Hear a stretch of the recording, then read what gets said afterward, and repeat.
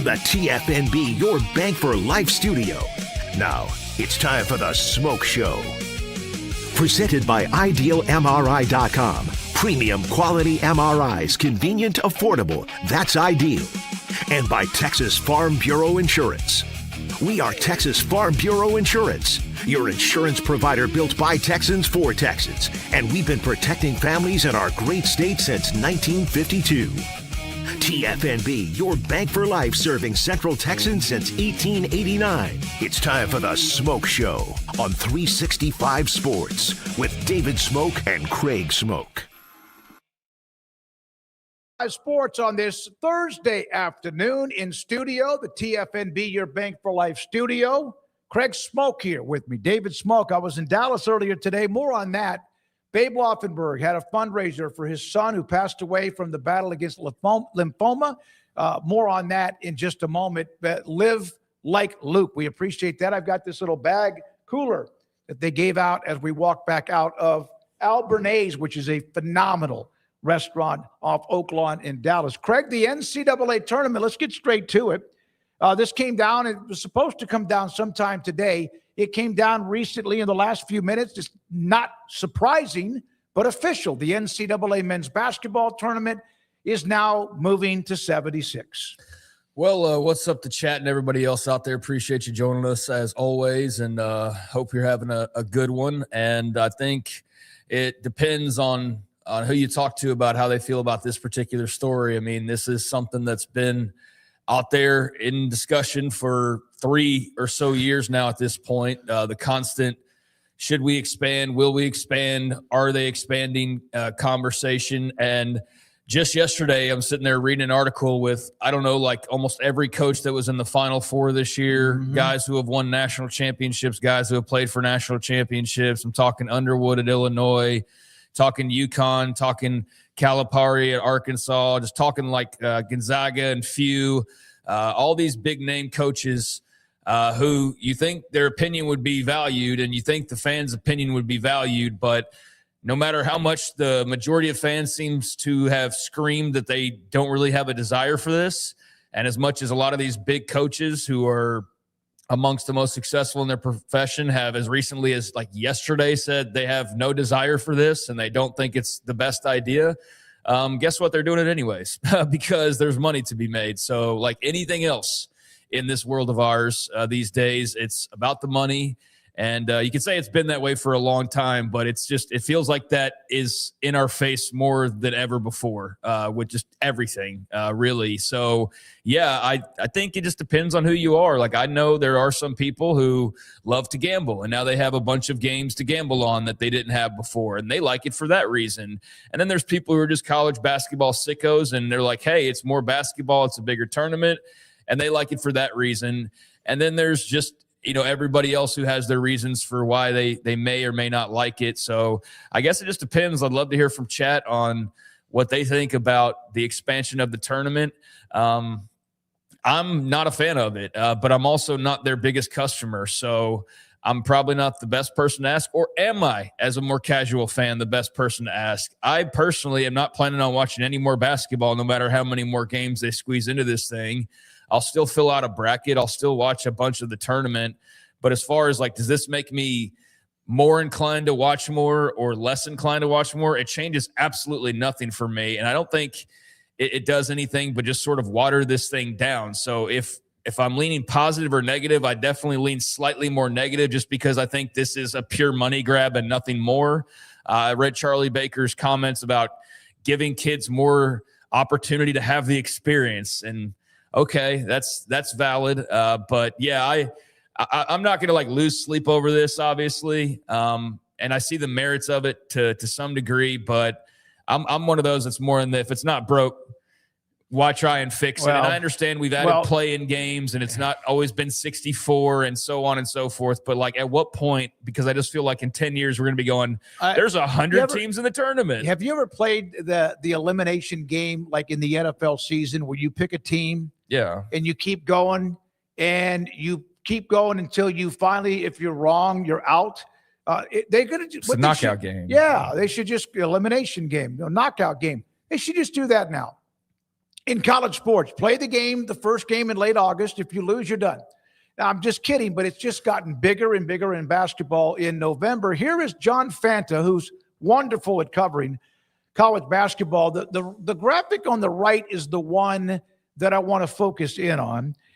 There were 4 total games, play-in games, in recent years. That now is going to 12. 4 automatic qualifiers now goes to 12. 4 at-large teams now goes to 10. 2 games per day now goes to 3 games per day per site. And then also played in Dayton, Ohio. They'll play Dayton, Ohio. Half the games will be played at a location to be named later. So that's the setup of going from 4 to 12 more opening round or play-in games. Yeah, so 8 more games, 8 more automatic qualifiers, 8 more at-large teams, 1 more game per day, and now a new location to host besides Dayton is the most simplistic breakdown. It's funny, I went and looked that tweet up. The very first comment I see is, are there any positives to this? Seems like everyone hates it. And then the response is, more money for the TV networks. And so, yeah, that's kind of what I was just saying is like, yeah, this is not for the fans. This is not for even the coaches because, like I just said, you've got multiple big-time head coaches that are coming out and saying that they're not fans of this and they don't think it's necessary, from Dan Hurley to Mark Few to John Calipari to Brad Underwood. And I've seen others along the way. But look, I'm sure there's some coaches that love it because their team hasn't been making the tournament. They've been team 80, and now they'll be in the tournament. So what they did that was never good enough before will now be good enough because now the field just is bigger than it was. So more teams that were on the fringe are now just in the tournament. So Auburn last year is just in the tournament. Oklahoma last year is in the tournament. There's no drama. They're just in there. And they're in there, and it'll be a question of how many of those types of teams get squeezed in there in that back end from the SEC, Big 10, Big 12, ACC versus some of the mid-majors. I think that's like the burning question now is how do the mid-majors get treated? Is this going to be all these new teams and like 90% of them are from 4 conferences because they want the bigger schools because, again, the money reasons? Or is this actually going to benefit some schools that normally don't benefit from really anything the NCAA does? I think that's a big burning question for the basketball fans out there to want to know right now, but can't possibly know until we roll the calendar all the way back around to next March. So we're going to have to wait on that. But, yeah, I mean, I think of all the conversations during the regular season and quad 1 win and quad 2 wins, and it's like that conversation's a lot less meaningful now, is it not? I mean, it still matters to some degree, but it matters far less than it did before. It's still going to be calculated, and Evan Miyakawa will still have all his numbers and everything. But, I mean, now you're eliminating a lot of drama. So now we've lowered the bar of entry. We've like lowered the age at the bar, basically. Yep. You had to be 21. Now you got to be 18. Well, you needed to win this many games or have this many quad wins of a certain type. Now you need less than that. So it's not gotten tougher. It's gotten easier to make the tournament. And I think that's just in itself something that you can debate with your buddies or with whoever. And we can have that conversation at some point if you want to. I'm not going to sit here and say this is the everybody gets a ribbon thing, but it definitely leans into that direction where like, it does to me. How many teams aren't making the tournament now versus how many make it. I mean, and and here's the thing is I just wait for, okay, when are they going to expand it again? Because the only answer that college leaders seem to have for the money issues and the root issues that they're facing right now is to just make everything larger and include more people to try to appease them and to try to just generate more revenue.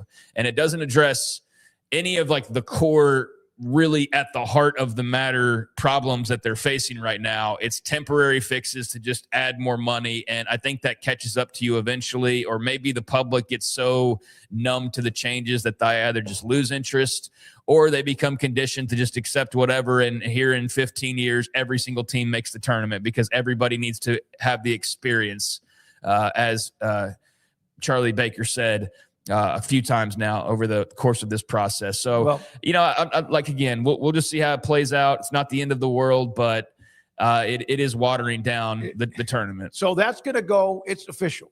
And then, and of course, there's the debate, and we'll have Zach Barnett on today for footballscoop.com, and the debate, the inevitable, of the college football playoff heading from 12 to 24. And, you'd like to see just a couple of 3 or 4 years to marinate, see how it works out. We'll have him on today at 3:30. Also, Pat Smith from Three Man Front he made a comment about where the SEC is after what the Big Ten distributed. He'll join us today at 4. And Alfred Anderson, former Minnesota Viking and Baylor great, but also being inducted to the Texas High School Football Hall of Fame this weekend.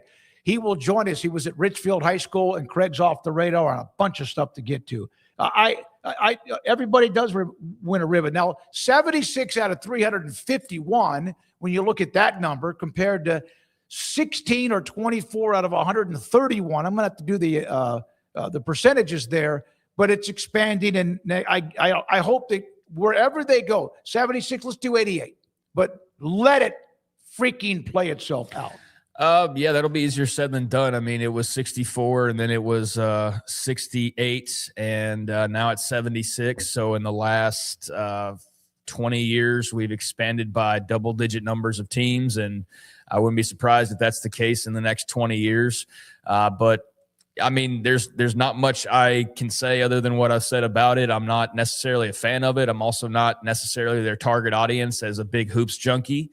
So I don't think my viewing habits change all that much. I'm definitely not more inclined to watch play-in games that are just extra play-in games. I liked having some of the drama, and I don't know where the drama comes from now when you're talking about the break-off point of who's deserving and who's not to make the tournament. I mean, like I said, we watered that conversation down even further. So now you're taking lesser teams that for years and years haven't been deserving that are now just a part of it. So good for them.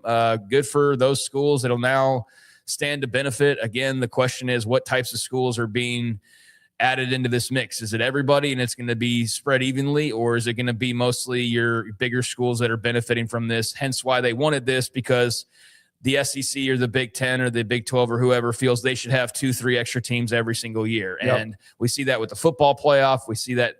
I think we're going to see that with the basketball playoff. I have not come across really anybody other than bootlickers and gamblers and network folks who seem like this is like the greatest idea ever.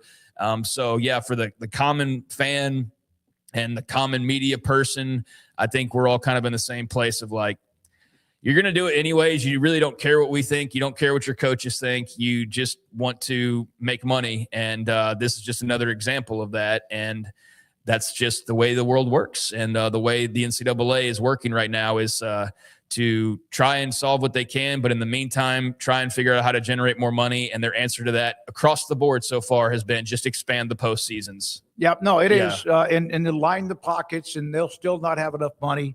A lot of things to get to. By the way, I spoke with Tim Brando a little bit today. He's going off on all these things. He's for the 24 teams.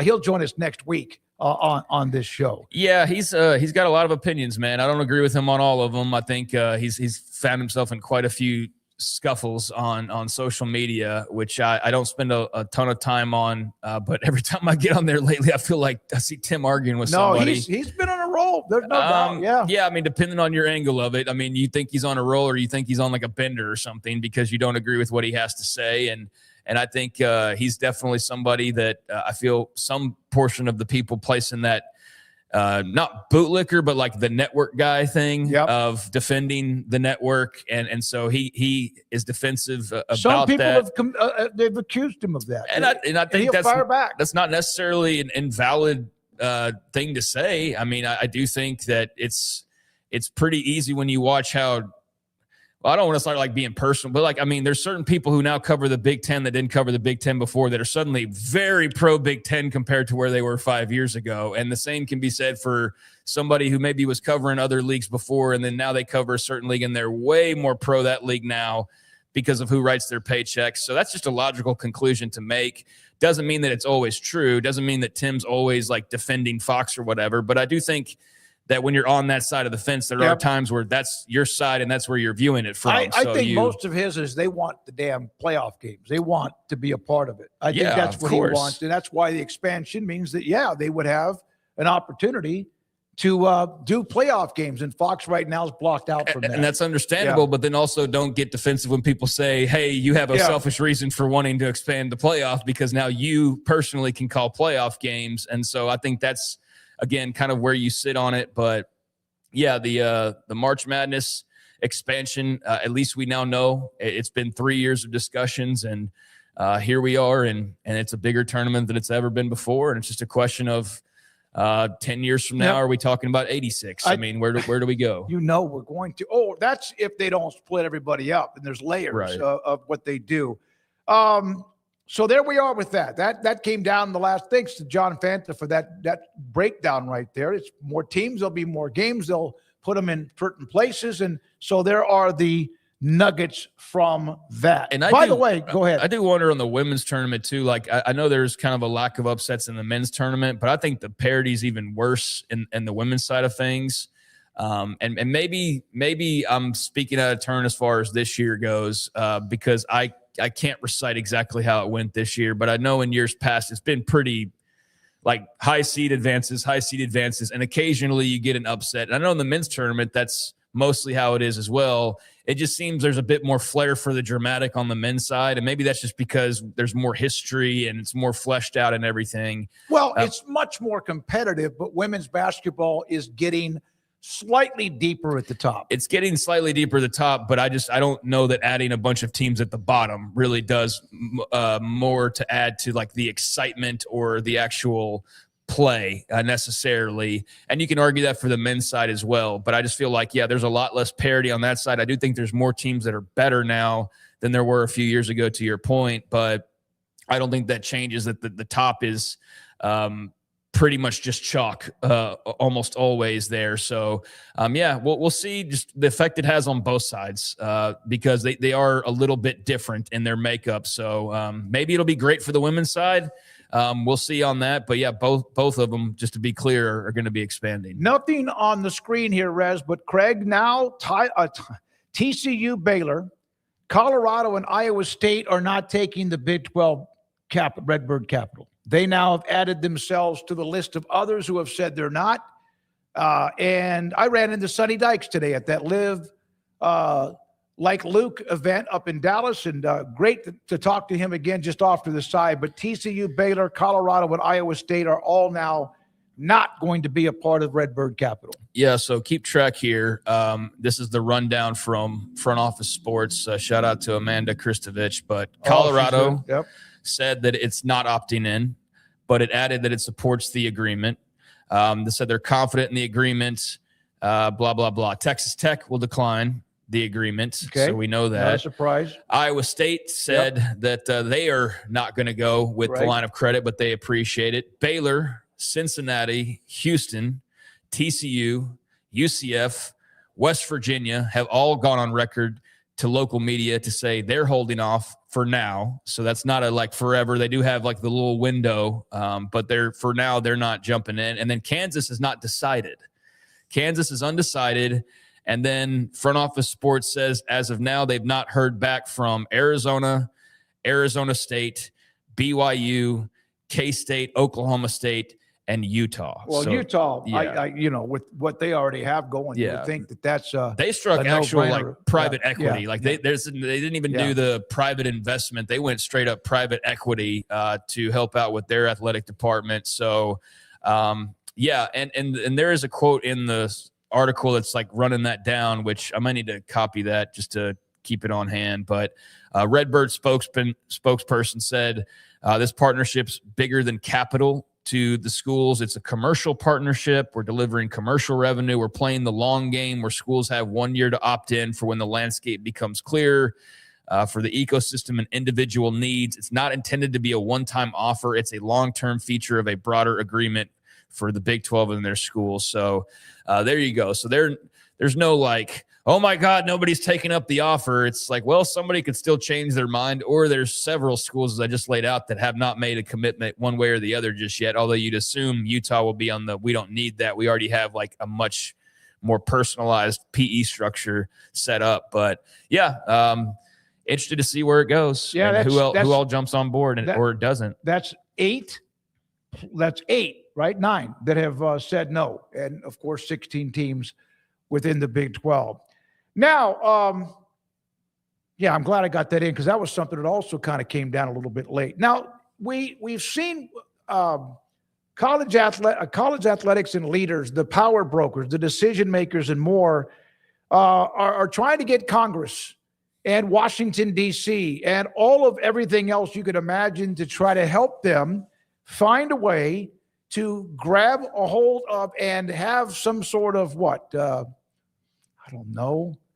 consistency and help in a way, because the NCAA lawsuits, they've won eligibility lawsuits, but they haven't won much.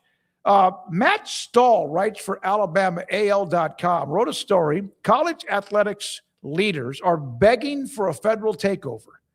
Another sport warns of the world of storms, and that sport, Craig, is horse racing.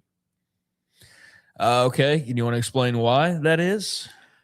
Commissioners, athletic directors, and more. The most popular proposal, of course, right on the table was the SCORE Act, which would federalize the NCAA and College Sports Commission, making the House first NCAA settlement into law. Here's what's the deal. 2020 horse racing was dealing with chaos of its own. And by the way, there's a story about horse racing we'll have, I think, during Off the Radar. The sport was battered on the public relations front. 2019 rash of horse deaths at Santa Anita Park. High-profile drug scandals and general lack of unity. Nothing was getting fixed. States individually ran a collection of fiefdoms, and created a mishmash of rules. The solution was supposed to be a federal takeover, handing control of everything from drug testing to track service safety. It was intended to offer enforceable nationwide standards to level the playing field and boost confidence among the betting public. According to many in the industry, it has done the opposite. We're less uniform than ever, said Eric Hamelback of the National Horsemen's Benevolent and Protection Association. They wanted federal help. They got it.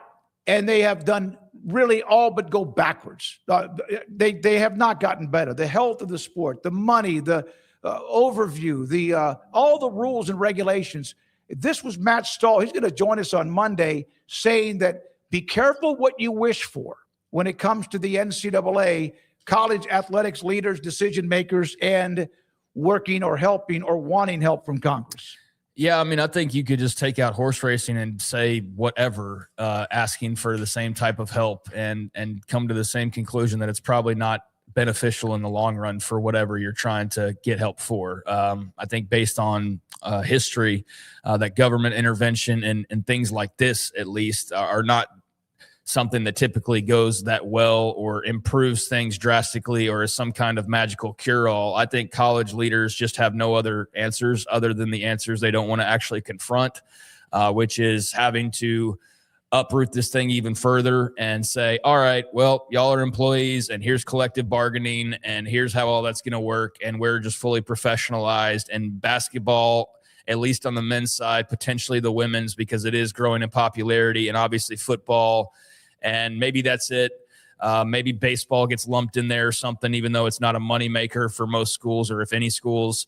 But we're gonna keep this college sports, and all the rest of this is going to be club sports, like we were talking about yesterday. And if you want a tennis program, then you can have a tennis booster that helps you have a tennis program. But if not, then we're scrapping Title IX. We're gonna take this. Like, they don't want to have to do some of those things, which is probably what they would have to do if they went the employment route. So I understand why they're wary to do that. I also think it takes the power completely out of their hands, whereas they still kind of have control over things. And so, yeah, they want like a magical cure-all from the government, but I don't think there's a long list of examples where the government's come in, intervened, and made situations such as this one for the better. So, yeah, be careful what you wish for.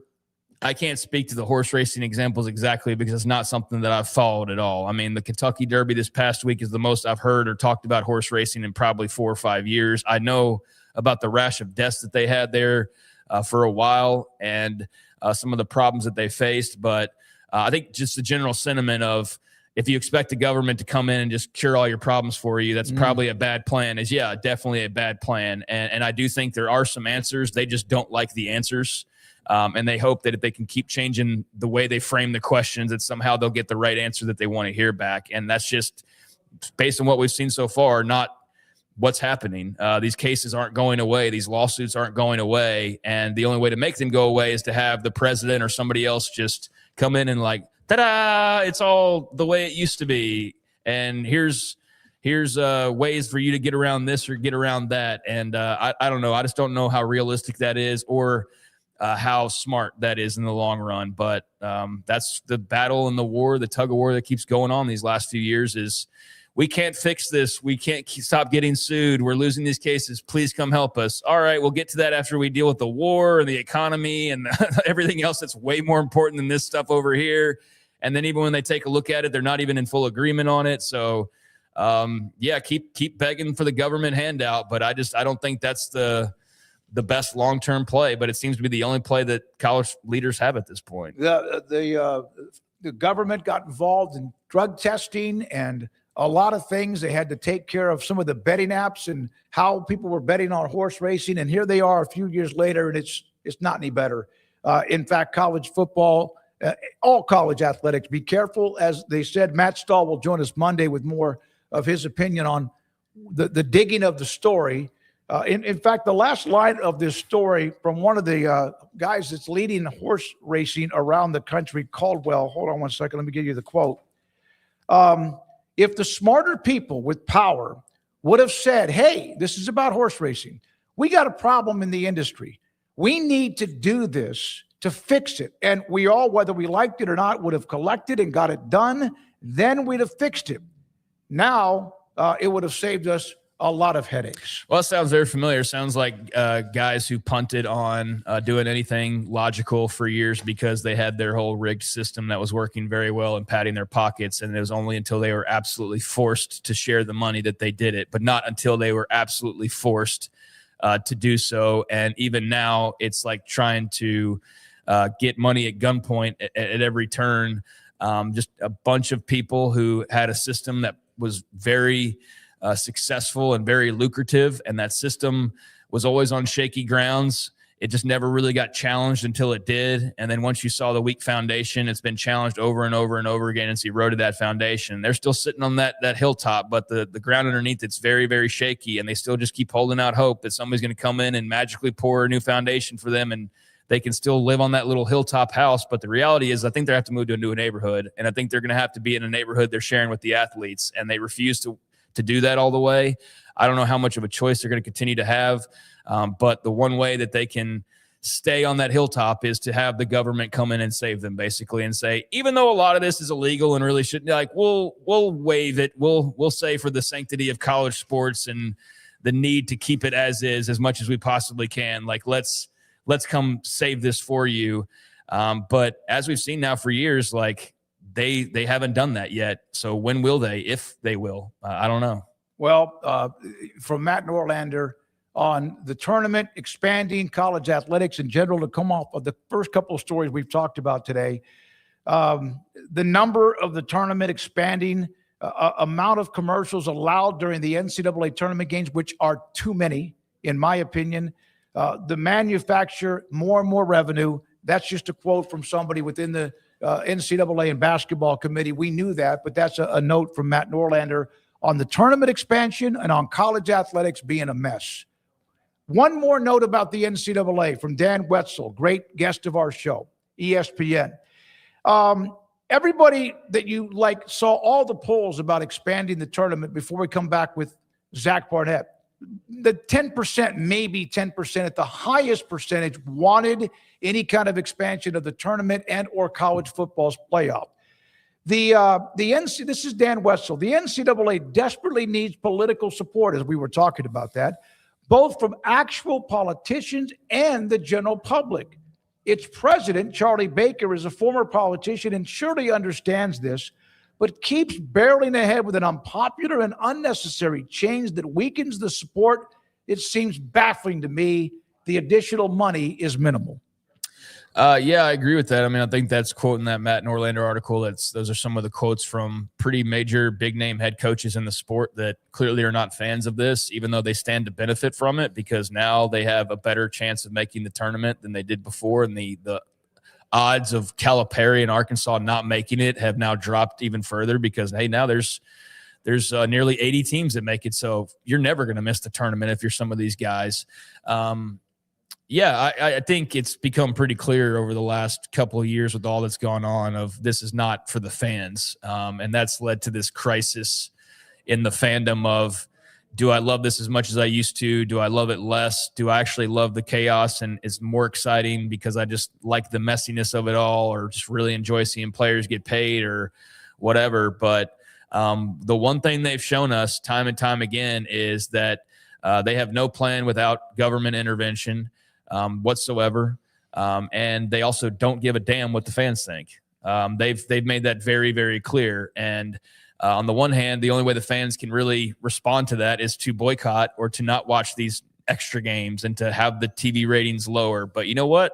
There's probably going to be a bunch of fans watch those games anyways. And they know that. And so they can do whatever they want to. They can do whatever they want to. They'll go shove 24 teams into the football playoff and you're going to like it. And maybe there's some lower rated first round games, but they'll worry about that when they need to. They'll just grab their money first. And so there's just a lot of money grabbing going on in this industry everywhere else as well. And the regular people are the ones that just take the brunt of it time and time and time and time again. And we just eat S and have to like it basically. So at some point, maybe everybody rises up and there's enough of a stand where some change happens, whether it's the NCAA tournament or something even larger than that. But for right now, the people in power are just forcing things and grabbing the money while they can and worrying about the reaction to it later or not worrying about the reaction at all. And I think the NCAA has been pretty clear that they don't care what the fans say. We're going to expand the football tournament, whether you like it or not. We're going to expand the basketball tournament, whether you like it or not. We're going to do whatever we want to, whether you like it or not, until you put us in a situation where we have to bend to you, but we're nowhere close to that right now. So I don't know if we'll ever get there. But yeah, the basic point is that they don't care about the fans. That's been made crystal clear. All right. We will have Zach Barnett next. And I mentioned Pat Smith at 4 and then Alfred Anderson at 5. Craig's off the radar and a lot more to get to. Thanks to Rez and Garrett and Andrew for running the mothership in various ways. We'll have much more to get to with there's one graphic we've had throughout the week about Power 4 college football teams and their record during the college football playoff era against ranked teams. Some of the teams at the top will not be a surprise, but there are some records that are stunningly bad too. That and more. We'll have Zach Barnett on the expansion eventually to 24. Has he given in on the idea? He doesn't like it, but he wrote an article that fooled a lot of people. That's next. This is the Smoke Show in 365 Sports. We have Marco's Pizza as one of our sponsors. Marco's Pizza, fastest growing pizza bread in America. 5 locations here in Waco. There's got to be something or a chunk of them near you. Go online. I can do this right now, but I don't have to because I know when it's online. They'll have a 2-3 topping pizza, medium or large, for a lower price than normal. They will have the Magnifico. And for the longest time, I said, I can't remember how I said it now, but they'll have Italian Magnifico, pepperoni Magnifico, Italian sausage, and then they'll have a combo Magnifico and a great price for those too. Sandwiches, wings, and much more. If you want salads, Marco's Pizza. I went to a location on 35, which is the one that delivers to us. It's about an 8-minute drive from here. I don't know what day it was, but I just went ahead. I said, I'm hungry. I'm going to get a pizza. I had time to go pick one up and bring it here. Man, their store is fantastic. It's not like just some kind of a tiny place that delivers pizza. They're a full-fledged restaurant. Marco's Pizza, Bob Mock, the owner around this area, 5 locations, Woodway, Hewitt, Robinson, China Spring, and Belmead. Marco's Pizza. Pizza lovers get it. Broker is your Lennox Premier dealer. Right now, qualified buyers can make no payments and get no interest financing for 12 months on a new Lennox home comfort system. Conditions apply. Call Ray Broker Air Conditioning and Heating Specialists for details and a free estimate. I have a lot of friends reach out to me about buying vehicles for their fleet and their business, and I always recommend Allen Samuels. You see a lot of businesses running different brands, but I really think Rams are the best looking ones out there. They're going to take care of you. They're going to make sure that you get what you need, and they're always going to take care of you on the service side and the sales side. Like Alan Samuels always said, Waco has a lot to offer, and so do we at Alan Samuels Dodge, Chrysler, Jeep, Ram, Fiat. Come by, let's be friends.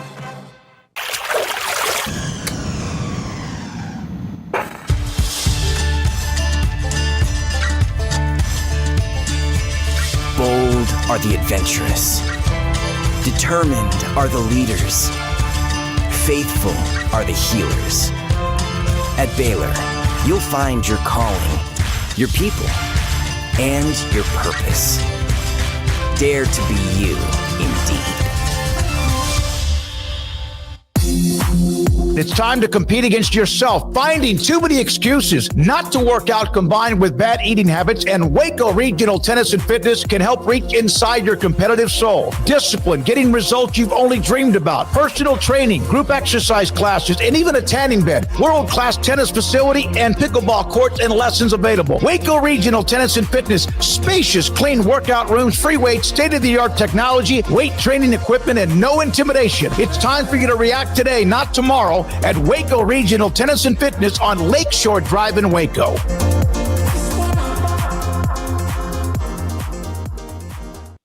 Serving Central Texas since 1889, TFNB Your Bank for Life takes pride in being more than a bank.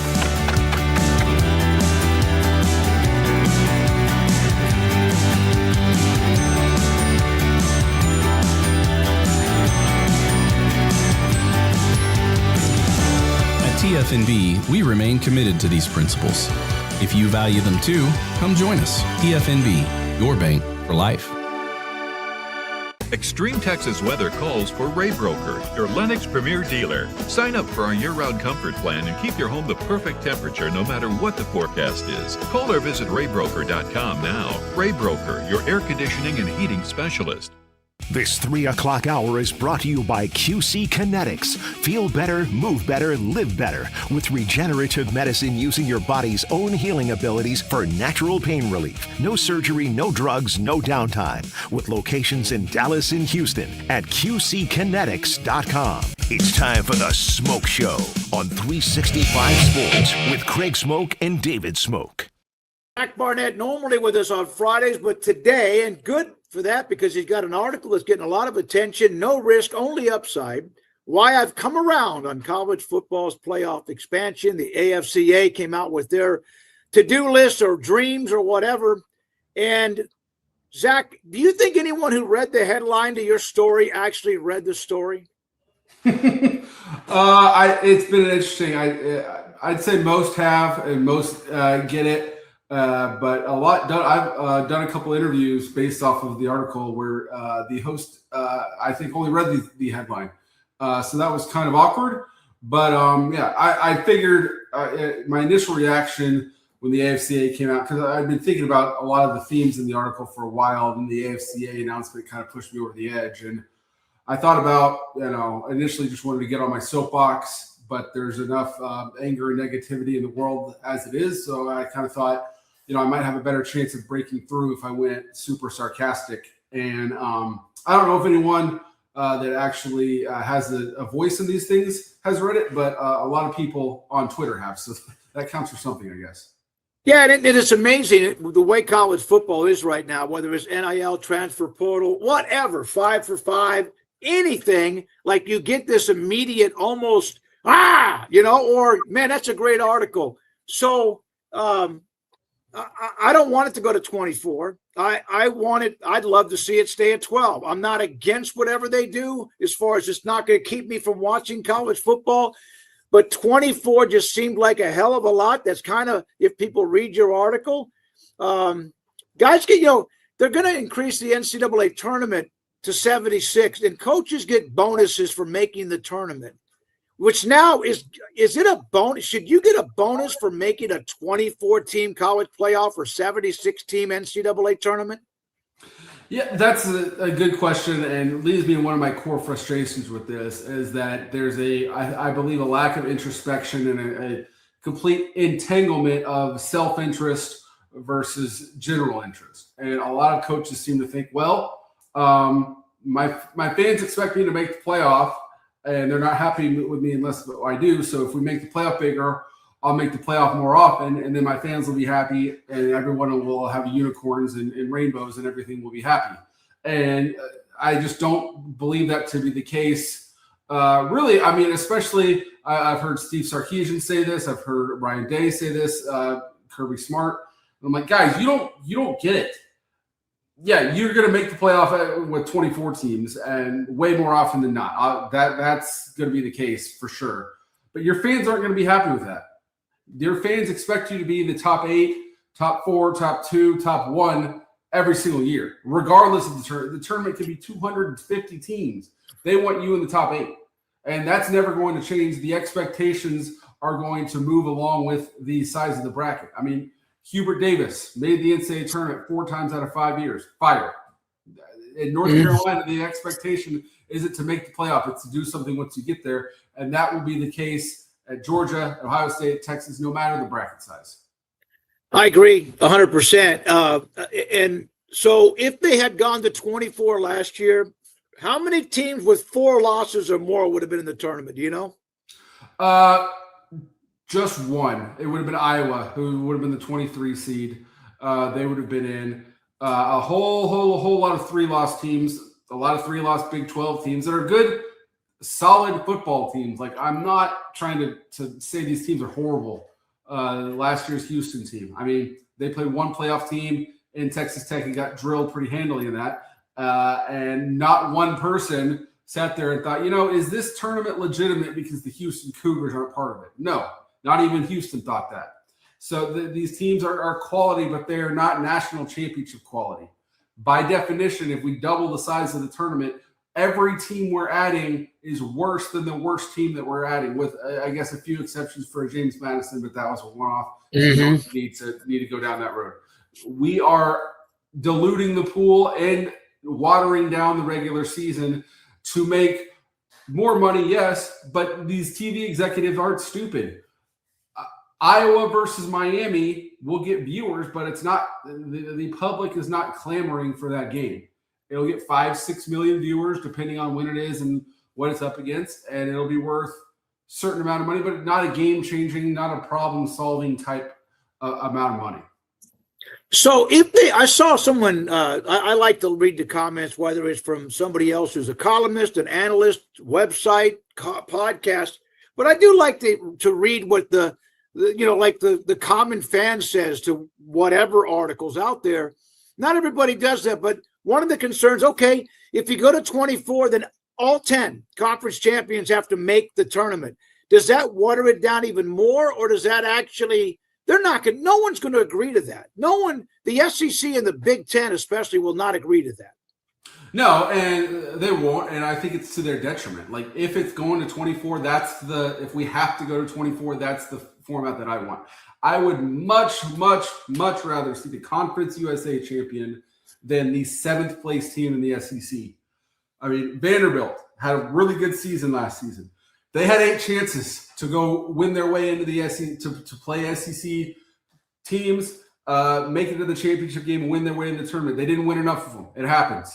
Like, they are not national championship quality. They should not be in the tournament to determine the national champion. I would much rather see Liberty, Western Kentucky, what have you, than the 7th place team from these other conferences. And what really gets me about this is you'll see coaches, AD say, well, the other divisions have 24 teams, so we should. But they don't go to the other part of it, that the other divisions have automatic bids for every single conference champion. It's so disingenuous. It really honestly makes me mad, because they're lying. They're being deceitful, whether on purpose or an accident. I'm not sure which one's worse. But yeah, the FCS has 24 teams. Every single conference champion makes it. That's not your plan. You want to use the FCS as a meat shield to put 6-8 teams from your own conference that aren't seriously contending for your conference championship. You want them in the tournament, but you're trying to pull a sleight of hand, and I see the trick you're doing. Nobody that I have seen, as far as the reaction we get, there's a few that say no, 24 would be good on our chat. It's pretty active during our show. or anyone else when I put up a tweet, like 1 out of every 10 people at the most might say, no, it's a good idea. Let's do it. Most people don't want that expansion, and most people don't want the basketball expansion. In fact, maybe even less want the basketball expansion. So then why? Is it all money? Money, money, money? I believe so. And the going from 4 to 12 is game-changing money. Going from 12 to 24 is not going to be game-changing money. Going from 68 to 76 is not going to be game-changing money. And if it's up to me and what the NCAA tournament has to go to 76, then the worst 24 at-larges, whatever they are, whatever the number is, they go to the play-in games. And if you win your conference tournament, you make the field of 64. But they're not going to do that because the way the money works is they're actually kind of bribing these smaller conferences because it's the only way the ASUN is ever going to get units by winning an NCAA tournament game is playing another 16 seed, another 15, 14 seed, what have you. It's not how it should be done, but it is how they're doing it. The strong are preying on the weak, and no one seems to care. Like every single Twitter poll that I've seen, multiple polls from multiple different people, what's your preferred playoff number? And the highest I've ever seen for 24 is 14%. Most times it's 9-10%. So your estimate does not surprise me in the least bit. I'm not a business expert, so I'm sure there are other products that launched that 10% of the public said that they wanted, and then they actually did want it, and the suits knew better than the common man. I'm sure that's happened at some point, but I have to believe it's probably happened about 10% of the time. I liked a lot of what the AFCA said about trying to condense the schedule, the timeline, and all that. But then again, if you go to 24, make a decision on how many are at large or who has to play in the first round. I'll tell you what, when it was at 12, the last couple of years, I watched those Thursday playoff games or Friday or whatever it was. I wanted to watch them because I knew, even though Indiana that first year with, Notre Dame, I wanted to see how it went. I wanted to see the SMU Penn State game. I wanted to see the games that at least someone had got to a certain point without it just being let everybody come through. It was must-see TV for a college football fan like me. And I don't know if they go to 24, okay, the game's on, I'll have it as background music. I agree. And the thing that really gets me about this that I think a lot of people have forgotten is they started the ball rolling to expand the thing before the 12-team playoff had ever even kicked off. Like they were under serious conversations, negotiations to expand the playoff before the first 12-team playoff had ever even happened. And It's like, guys, 12 might be the perfect number. We have no idea. We can't possibly know because it hasn't even happened yet. And you're already trying to double the size of a tournament that just tripled in size a few years ago and it hasn't even played. So I agree with you. I'm not sure I would have drawn 12 out of if I had a blank slate. But again, 12 was designed when we had a more balanced world with actual 5 power conferences. But the world has changed since then. I still prefer 12. 24, I can't say I would clear my schedule to watch Miami and Iowa play. You and I, college football has us for life. They could make this 80 teams, and you and I would watch largely out of professional obligation. But as a fan, the fans part of me is not jazzed to see Houston, a Georgia Tech team that was limping to the finish line. Georgia Tech was a really fun team, a good team. They didn't have the depth to carry it all the way through 12 games, but now we're going to put them with the opportunity to go play 16, 17 games, whatever. I'm not interested. I've seen Georgia Tech play 12 times. They're not championship quality. That's fine. Put them in a bowl game. Let's keep this at 12 and let's move forward. Do you ever read the comments to your post on Twitter? Oh, all the time. My favorite ones are the people that correct me with incorrect information. I love that. Yeah, well, here's one, and some people won't do that. Like I know, like Craig doesn't usually get into that. If it's a football like inside of a game, but So frustrating how quickly traditional media and media adjacent writers and YouTube creators are succumbing to the propaganda and Kool-Aid that the college football playoff and the Big Ten have been feeding you, and like not even reading a tongue-in-cheek column because, well, a lot of people they're lazy. They're lazy. Now, I've been hit with a headline or two myself where I'm like, oh my God, and then I calm down and read the damn article. Is that been what you've seen? Yeah. Yeah, I mean, I expected that to happen, and I enjoy arguing with people. Believe it or not, I enjoy getting into thoughtful debate with people that disagree with me, and I certainly expected people that wouldn't get it or wouldn't actually read the article. That comes with the territory. So for those you don't engage with, you just kind of chuckle and laugh. Last thing, last week. You had, was it last week when you met with the nurses that were there when your wife needed amazing care? That will be tomorrow. Okay. Tomorrow. I'm sorry. And as everyone, we've tried to tell the story about your wife was, I mean, you didn't know.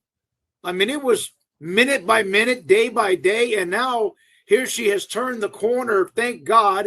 And I wanted to make sure we kind of like got an ending to this. So tomorrow you're going to see the nurses who had a huge role in helping her come back from what was touch and go. What's that going to be like, you think? A lot of tears, for sure. I mean, just thinking about it, what comes to mind is, Superman puts on a pair of glasses and he becomes Clark Kent again. And in theory, he can go to the Metropolis grocery store, no one knows that he's a superhero. And we don't have literal superheroes, but we have superheroes in this world. I mean, there are people walking in the city of Fort Worth, going about their day, sitting in traffic, shopping at Target that save lives every single day. And then they take off their scrubs and they go rejoin the rest of us in society. So superheroes exist. And I'm very excited to go, not meet, but thank all of them for saving a life, because that's exactly what they did, and that's who they are. Hey, man, thanks for coming on today. Good luck tomorrow with the emotions. I know that's going to be amazing, overwhelming. Let it flow, man. Let it flow, and so happy that we're at that point where you get to go say thank you to them for what they've done for your wife and that she's doing better. Zach, thank you for your time. Footballscoop.com. Zach, have a great day. You too. Thanks always. This is the Smoke Show on 365 Sports. Back in a moment. It's in the major leagues for 24 years, and let me tell you, I can feel it in my joints.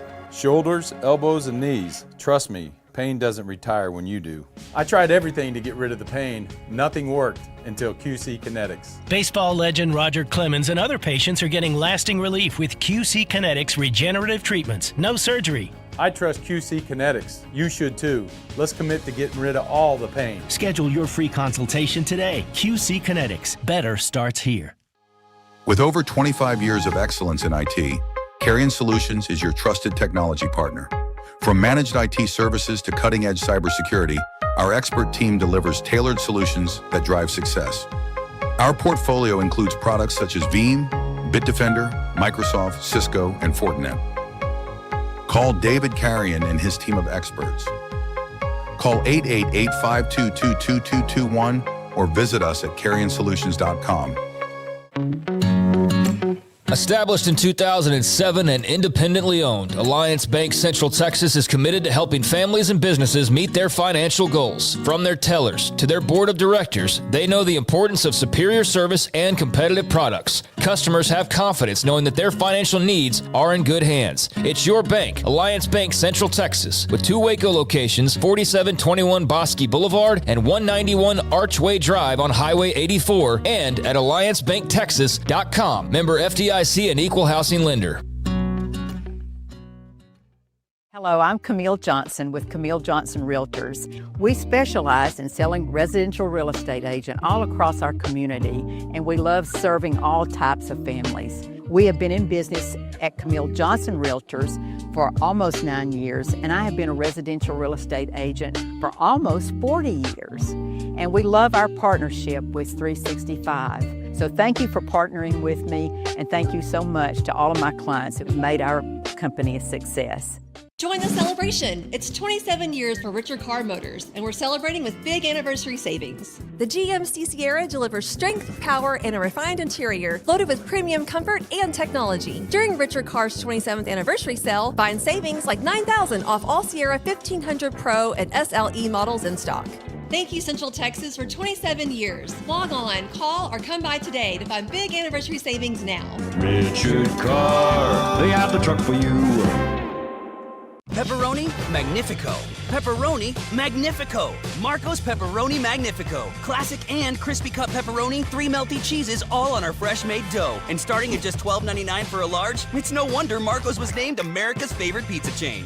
This 4 o'clock hour is brought to you by Stonewood Dental, your one-stop shop for your dental needs, specializing in teeth cleaning, fillings, crowns, sealants, root canals, IV sedation, extractions, implants, bridges, dentures, full mouth restorations, and bioaesthetic dentistry. Our priority is your comfort from the moment you walk through the front door. Stonewood Dental in Robinson, Texas. It's time for the Smoke Show on 365 Sports with Craig Smoke and David Smoke. All right, here we go, 365 Sports. And thank you for your time as we're closing out the 3 o'clock hour. Pat Smith, three-man front at the Monster Station in Birmingham. I was on with them earlier this week on his thoughts about what the SEC and the number that the Big Ten distributed compared to what the SEC, which their number was over $1 billion as well. He'll be here in a second. Meanwhile, update on Arkansas men's and women's tennis. Remember, they were going to drop them.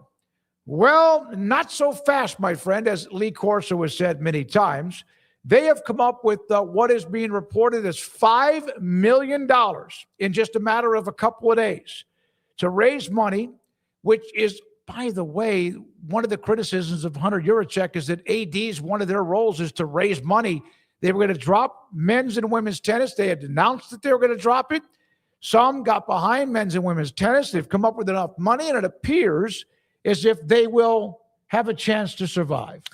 I think we're reading different things because based on what I saw from Tom Mars was even though the money's come up, that's not changing the overall decision. Now, you may have come across something that I haven't seen yet, but based on when I last looked at it, Andrew Hutchinson had that report. I've learned how much money's been raised so far. But then Tom Mars said per NWA Hutch, who's Andrew Hutchinson, Yep. This is from yesterday, and my own sources, supporters of Arkansas tennis were able to obtain $5 million in bona fide pledges in just 72 hours to keep the program alive. It's unfortunate they weren't given the opportunity to do this before the AD pulled the plug. So that doesn't completely poo-poo on what you just said there. But I also don't see anything that's indicating that's going to be something that saves the day either. So I guess we need to wait and hear from Hunter Yurachek and see what ultimately the decision is. But last I saw, those programs are still being discontinued. I do think it's valid to say if you could come up with $5 million that quickly to save the program, like, why didn't you just do that before? Like, where was the miscommunication? You'd think that if that was something that was even up for debate, Hunter Yurachek would have gone to people who had $5 million or knew people who could get $5 million together quickly and would have said, hey, guys, we're thinking about discontinuing the tennis program, so you better get it together.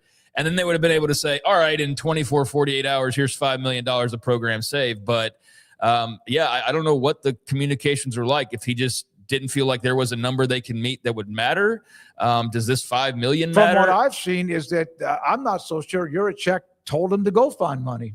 I mean, they to just save him. Well, I mean, yeah. So why not see if they can do that before you announce it? That's the question. Yeah. It's like, why would you not just say, hey guys, like I just said, hey, we're in danger of losing our tennis programs. Maybe you need to go raise some money. And then he would have obviously gotten a pretty quick response, seeing as how quickly this $5 million has come together. So like I said, miscommunication, or I don't know, maybe the way it was presented. But yeah, Arkansas fans out there are trying to save the tennis programs. I don't know if it's for naught ultimately, because I haven't seen if there's been a final decision made, but kudos to them. And I think that's just something that's going to be more par for the course. We kind of had this conversation yesterday about the money issues and how that's being viewed. And you're going to see more and more programs being cut or You're going to see the men's and women's side both being wiped out to keep the balance of Title IX going for as long as that still matters to the degree that it does. But when it comes to trying to save some of these sports, it won't be the school saving them and saying, you know what, we're going to take $5 million from football. It's going to be them going to their biggest donors, as they typically do for sports like tennis when they want a facility and they say, hey, we need you to come up with the money. So Arkansas supporters seem to have responded, but I don't know that it's changed the outcome at all. So we'll have to wait for, I guess, more reporting on that. Yeah, one of the things is if you could come up with it that quickly, why didn't you do that in the first place? And the other part of it is, did you ask for anybody? Pat Smith covers all of college sports, but covers the SEC, three-man front, WJOX in Birmingham, a great radio station and a great broadcaster as well. Pat, thank you very much. So we're discussing Arkansas men's and women's tennis. What are your thoughts? And now that one or two programs, and now it's 5 or 8 programs, once somebody was the villain and dropped any kind of sport like that, it seems like it's easier for everybody else to follow suit. There's no question. First off, always a pleasure to be on with you guys. I mean, it sent shockwaves around the SEC when that announcement came down. But a lot of programs started watching and saying, you know what? Could we copy that? Could we be like the next Arkansas? Could we find a way to drop tennis or to drop soccer or whatever the case may be, some of the non-revenue producing sports around the conference? So you're right, David. A lot of people around the conference watching very closely what happens in Fayetteville. Yeah, Pat, any update on your end or anything that you've heard? I mean, I saw where they were able to raise that $5 million, but it appears that's kind of a dead end when I look to see if there was anything further from the athletic department. Ty Richardson, who does a great job covering the Arkansas Razorbacks for ESPN Radio there in Fayetteville, he was on with us a few days ago, and he gave us no indication that this was coming back. So like you said, I know that there's a lot of smoke right now in regards to what potentially could happen. But as of right now, I still think that the tennis program is not going to return. I think the cat is out of the bag in regards to what they wanted to do budgetary-wise. Because like you said, David, why didn't they come up with this before? I mean, because everyone sees these budgets. Everyone knows that it's going to be a problem. Why now, with their backs against the wall, did someone decide to write a check? So I think if you're John Calipari and you're Ryan Silverfield, you're like going, all right, timeout, guys. We need this for football, and we need this for basketball. So let's just go ahead and let that die on the vine if we can. All right. First of all, that's a great-looking shirt. That is thank you. My God, that's first class, as you are too. And thank you for your time today. So I saw this and I was listening to it. And I went, damn, Pat. It just means more folk. Difficult truth serum. It's going to take more inventory, more cooperation and communication. Speaking of the Big Ten having that nearly $4 billion distribution for college football to work together to make the sport the kind of money it by all rights should have been making left and right over the years. And yes, chancellors and presidents of the SEC, that means you. Adopt the expansion. Let's move on to the 21st century. So how much of a ripple effect, or maybe not shockwaves, was there when the Big Ten announced their number? It was a big shock because first off, we're not used in this part of the world. I mean, I'm miles away from the SEC headquarters in downtown Birmingham, and we're not used to, first off, not winning national championships in football, let alone go 3 years and not have one and not even have Georgia or Alabama playing for a national championship. That's been odd too. But no, the numbers were staggering. But let's face it, we knew this was coming. And the reason why we knew it was coming in this part of the world is because we got in bed with Disney. That's one entity.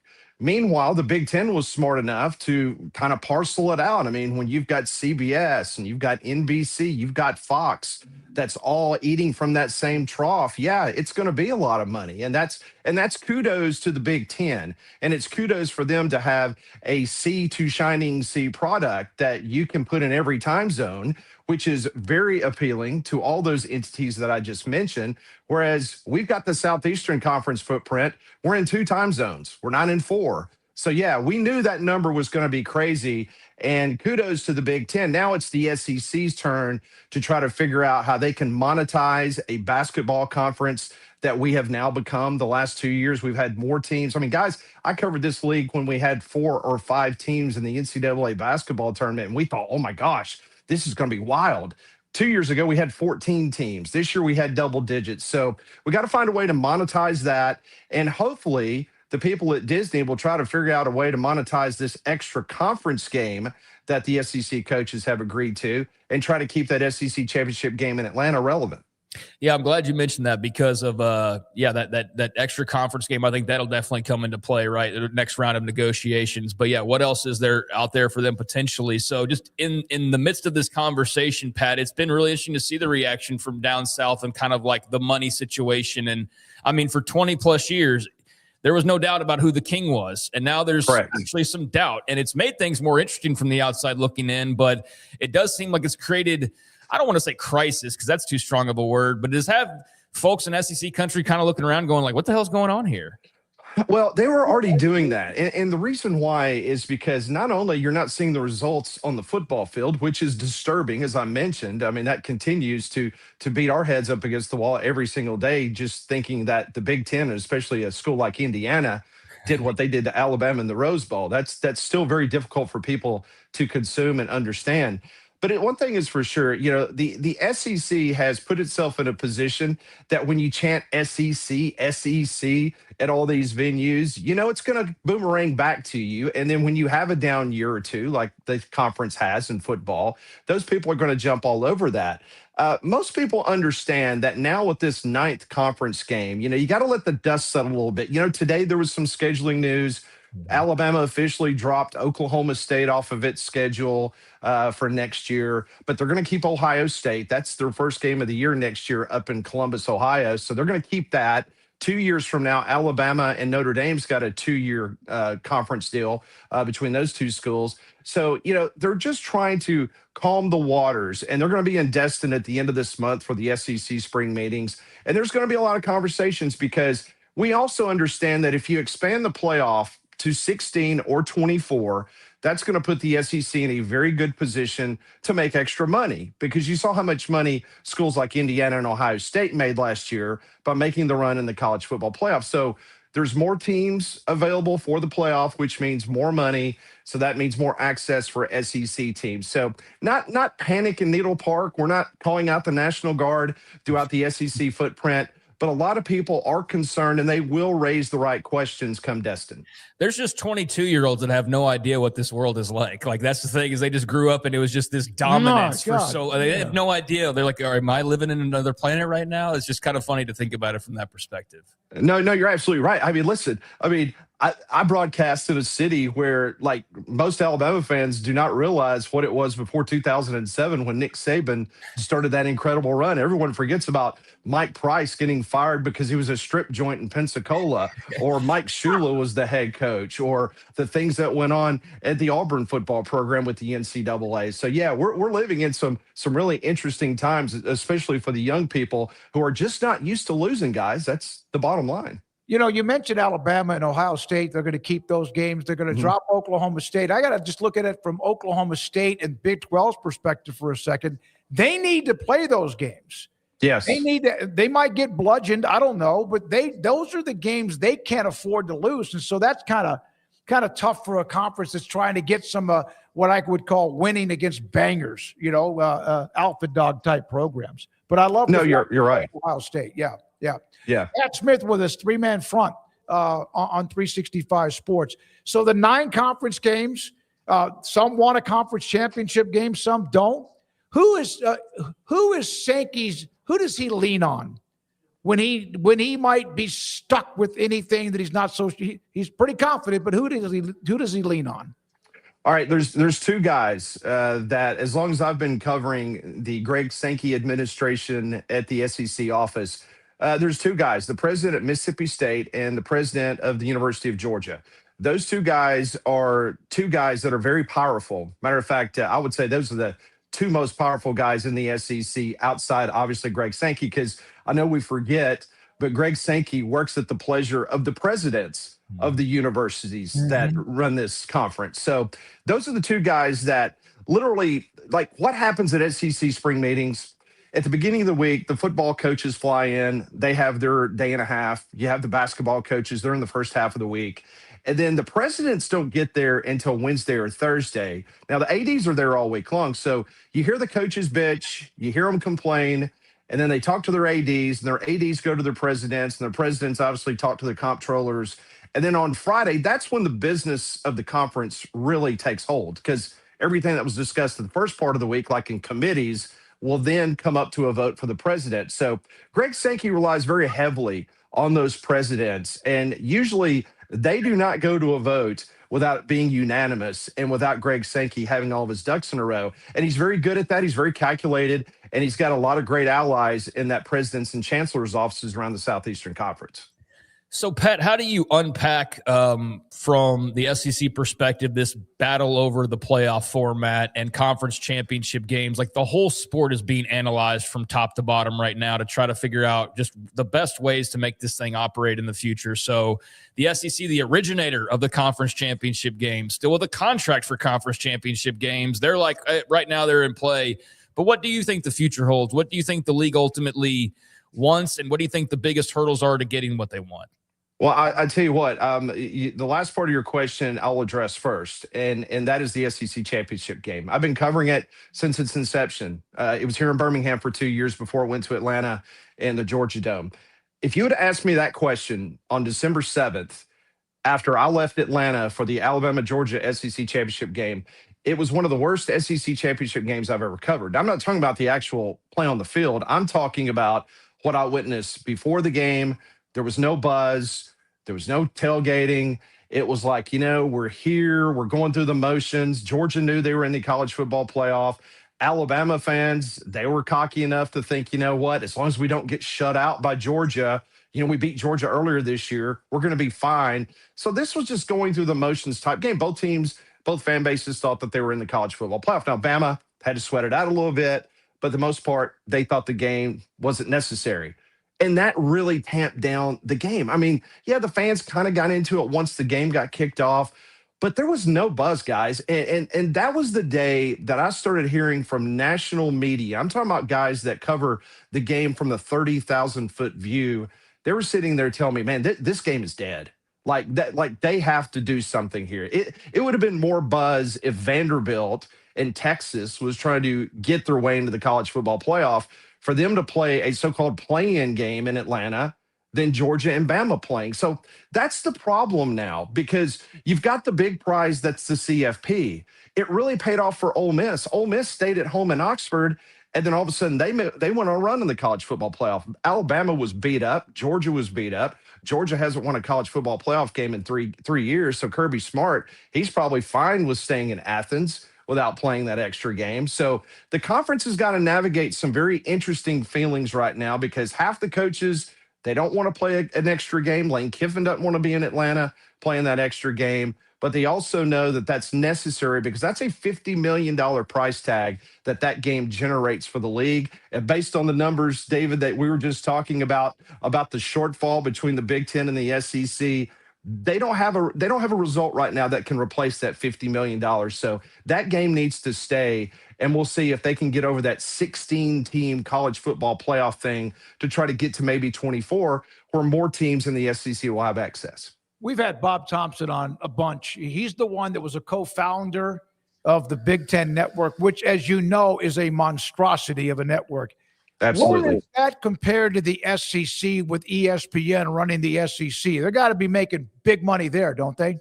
Oh, yeah. No, there's no question about it. I mean, that's what's so funny, is because when you have Tony Petitti getting up and saying, hey, we need 24 teams in the college football playoff, that's really the Fox executive saying, hey, Tony, we need more inventory. We need access to the college football playoff, so we need more games. Meanwhile, you got SEC, you got Disney. They're in bed with each other. Matter of fact, they're, saying what they're saying to Greg Sankey, like, hey, we're a partner here. It's fine at 12, but hey, if you want to go to 16, that will be fine. It's almost like ESPN, who owns the CFP, by the way, for a few more years, that they don't want access for Fox. Now, they'll sell it off the TNT for the first round games, but they definitely do not want Fox to have that seat at the table in which Fox wants to. But yes, Fox and the Big Ten Network has been a highly successful venture. And likewise, so has the SEC Network and Disney. They have been a really great partner with one another, and it makes the conference a lot of money, and it makes Disney a lot of money, because we all know if these companies did not make money, they wouldn't be doing it. No, that's absolutely right. I mean, that's the answer to everything ultimately, isn't it? Like follow the money and see where that goes, and that'll tell you what you need to know most of the time.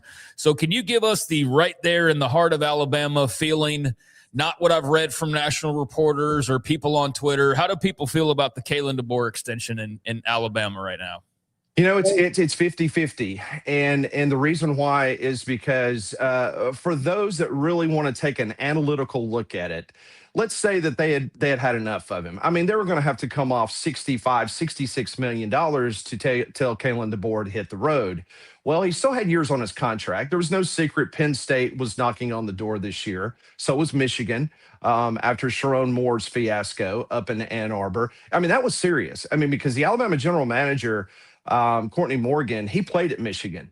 And he is Kalen DeBoer's right-hand guy. So, I mean, there was definitely a pipeline for the potential of him to go to Ann Arbor. So Alabama had to weigh it. Well, you know what? I know this is not Nick Saban, but we did get to the CFP. We did win a game in the CFP. We finished number 1 in the SEC. We were the number 1 seed. I'm talking about, this is Greg Byrne, the AD's talking, not me. We were the number 1 seed in Atlanta. You know, we've got this thing trending in the right direction. It would cost them a whole heck of a lot more money for them to say, you know, we're going to punt this. We're going to move on from Kalen DeBoer. So let's go ahead and bite the bullet, because you look around the market, guys, you know, you don't have a lot of Kyle Whittinghams. You don't have a lot of guys out there that's got experience. And you look at his record overall, it is one of the best in college football over the course of the last 5 years. It's just you're following a guy, as you guys know, that lost like 4 times in Tuscaloosa over 17 years. I mean, you're never going to see it again. So half the fan base is like, you know what? We understand monetarily speaking. We had to do what we had to do. But then you got the diehards. They're sitting there saying, we have a standard, and he's not living up to the standard. But at the end of the day, those guys are not going to be writing the checks to send Kalen DeBoer packing.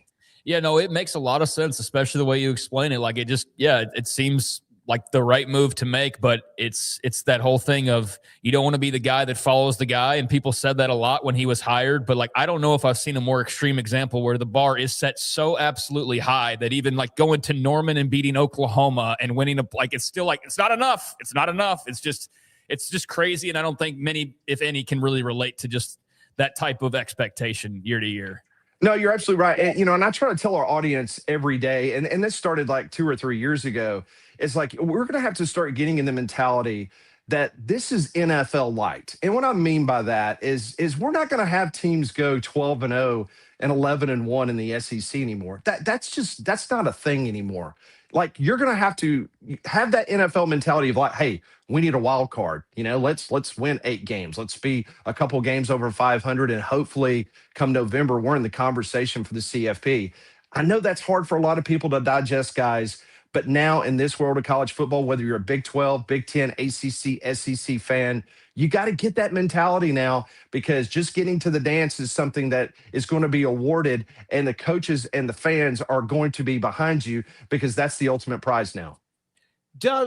Is there any regret from the SEC that they're not a part of more than ESPN and ABC?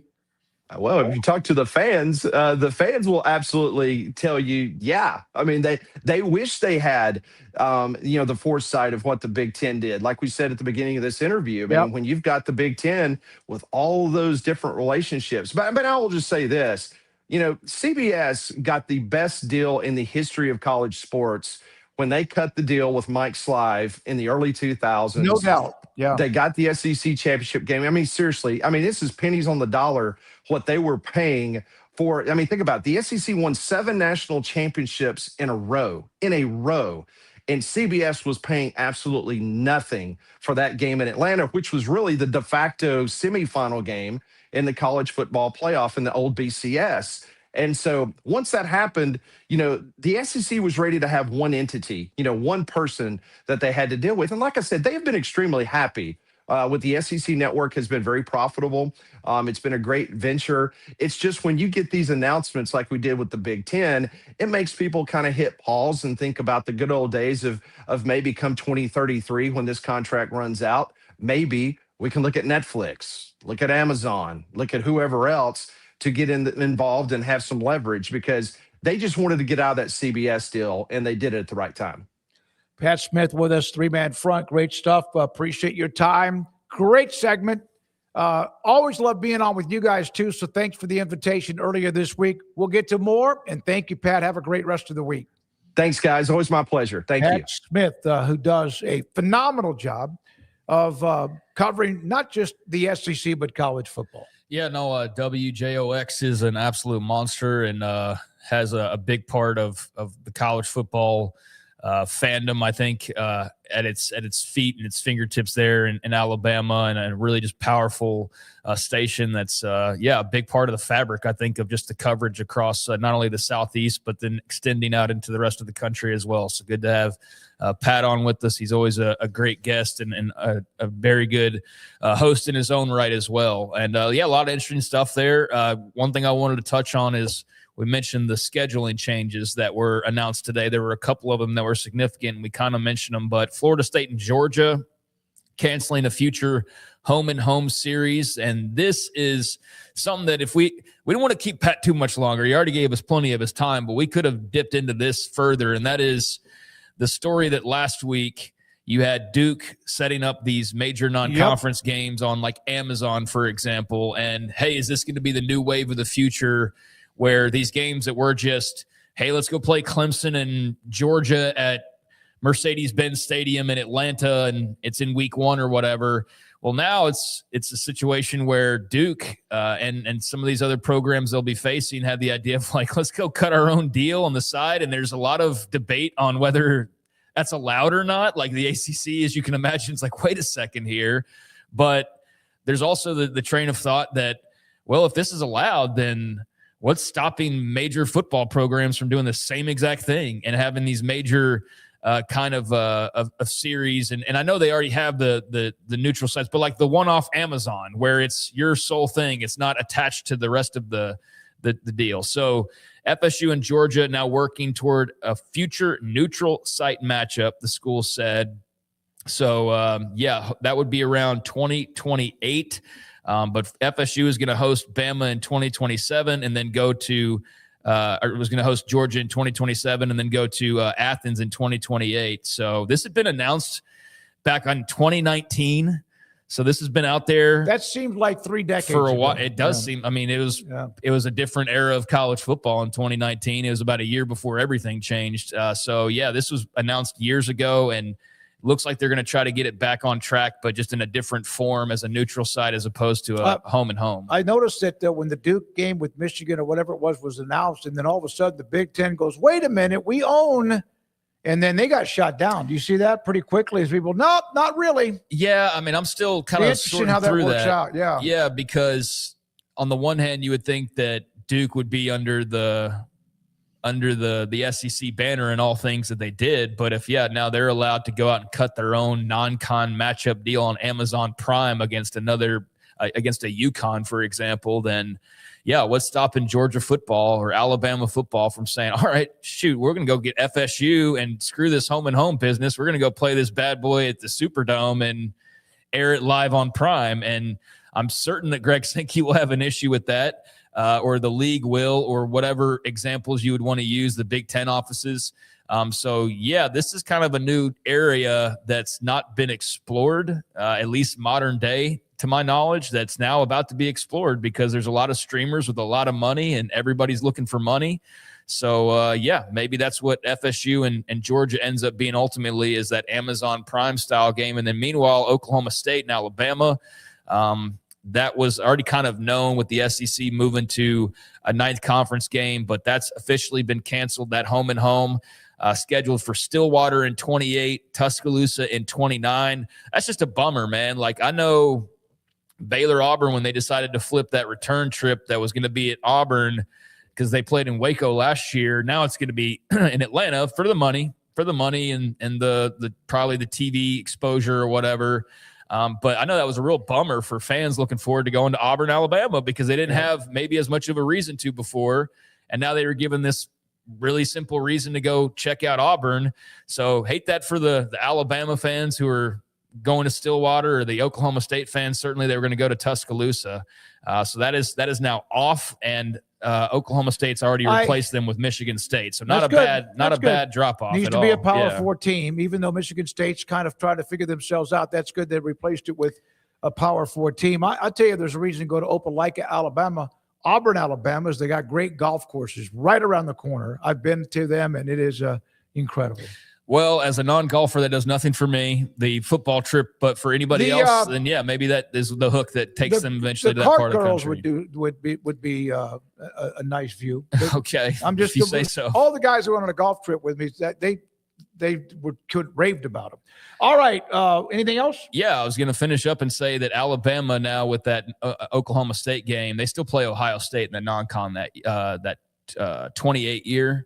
So yeah, they're still going to be fine. They play Ohio State, but they were going to have that 28 with the old 8-game schedule, playing Oklahoma State and Ohio State. So that would have been pretty interesting little non-con for them. Still be interesting, but no Cowboys. I tell you what, when I saw that Alabama-Ohio State note that they're going to make that happen, and I know last year near the end of the year when Texas was just kind of trying to play catch-up, almost like you're trying to get more votes in at the last second as they were on the outside looking in, which for them doesn't happen very often when it comes to, like, okay, that's Texas, that's a logo, etc. But I when Sark started to discuss the Ohio State game, and they're playing again early this year down in Austin, I'm telling you, please God, college football, don't lose those games. Don't put any kind of system in place where you don't have mega bangers in September. I know that some of them are on the way out. Nebraska gutted up, bellied up against Tennessee, which is not really, it's a banger because of the names, but God, I don't want those games to be non-existent or very few of them as we move forward. I mean, I think that's a valid concern years ago. It's not really one now. You're going to have an expanded playoff, so none of those games are going to hurt you. So it's not like the Texas argument where, well, we're not going to play these games anymore because we got punished for it. Like they said last year, now they'll just be in regardless. So, yeah, there's no problem playing Ohio State in the non-con, whether you win, whether you lose. That is a drawback to the expanded playoff. Now, some might look at that as a perk of you can afford to lose that game and a couple more, and you'll still be in the playoff when all is said and done. That's a total person-by-person thing, though, because I know some people would rather it be sudden death like it used to be, where you lose one game, you have no room for error, and the one game might be too many games depending on who you are and where you play.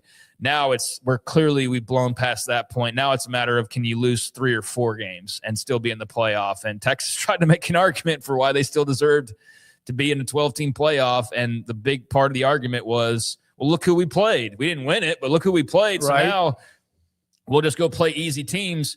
Well, now if we're barreling towards 16 or most likely 24-team playoff, I don't think the non-con's this big scary thing that's going to prevent you from being in the playoff. I think if Texas in that same scenario doesn't get an expanded playoff, it's because they've lost like 4 SEC games. And at that point, I would say, well, you probably just don't deserve it. And so, yeah, I don't think that's as much of a boogeyman as it maybe was a year ago when the playoff discussion was, or not even a year ago, 6 months ago when the playoff discussion was going on. There's more room for error, just like with March Madness now. Though scheduling tough and all that, it doesn't affect you as much because there's more room to lose more games and still get in comfortably. So I think we'll see major non-con games because I think that's where you're going to see the money.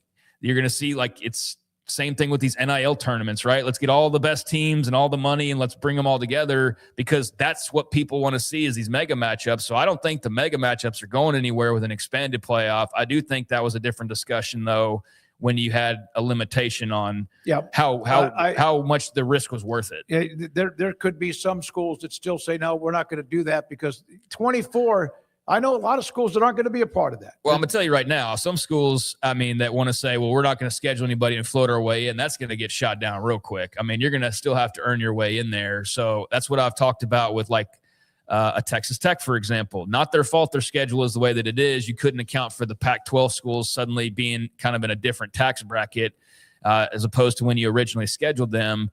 But when you're winning games and you're rolling through people, you're going to have somebody in the next 2 or 3 years that's like a suitable name on there, or people are just going to look at you and go, you don't play anybody. you don't play anybody. So you're going to have to put, and they do have some games like Oregon coming up and whatever. But I think everybody's going to still have these mega matchups. I just think they're going to be neutral site and probably Amazon exclusive broadcast and a lot of NIL money involved. And there will be more incentive to do it as opposed to not doing it.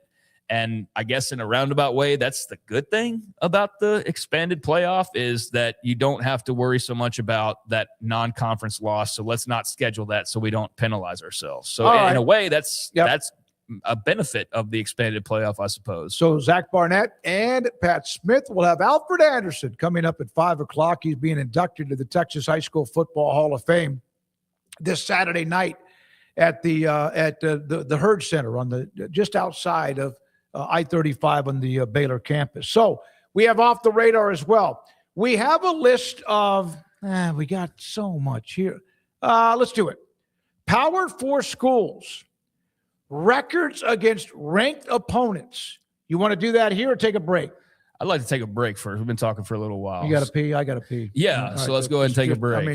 My God, let's do that. Okay, we might change our mind on that because that's a good topic. We could take a chunk of time. That and more. We do appreciate your time, and this is 365 Sports. Alan Samuels, Dodge, Chrysler, Jeep, Ram, Fiat, Loop 340, east of 84 in Waco, Ted Teague, just a phenomenal GM and CEO. They're also one of our sponsors for the Academic All-Stars team we do every year. And right now, the declaration of deals in May, a new Ram 1500 Lone Star with $13,000 off MSRP plus 2.9% financing, APR financing, 72 months. $13,000 off the new Ram 2500 Laramie Crew Cab, or choose 0% APR for 36 months. And there's also every new Ram comes with a 10-year, 100,000-mile limited powertrain warranty. Qualified buyers can make no payments for 90 days. All prices will have to also include plus tax, title, and license. So go by there. Great staff, great dealership, fantastic inventory from Ram to Jeep and more, and pre-owned, where they always have a tremendous variety and selection of pre-owned cars. Alan Samuels, Dodge, Chrysler, Jeep, Ram, Fiat, Loop 340 and east of 84 in Waco. Petty Clinic Men's Healthcare in Woodway is now proud to offer you men an exceptional weight management body sculpting product called semaglutide, also known as Ozempic or Wegovy. Semaglutide is an FDA-approved weight management medication. Once-a-week injections of this powerful medication offers an average body fat weight loss of 20% within the first year of treatment. In addition to body sculpting, semaglutide also normalizes blood sugars and has the clinical research proof of reducing blood pressure, cholesterol, stroke, and heart attack risk. If you're like most men and you have stubborn fat that will just not respond to typical diets and exercise, then help is finally here. Semaglutide. Affordable, highly effective. Google search Petty Clinic Waco and reach out to the Petty Clinic team today for a free consultation with Dr. Petty to see if semaglutide is right for you. Go to pettycliniclowt.com.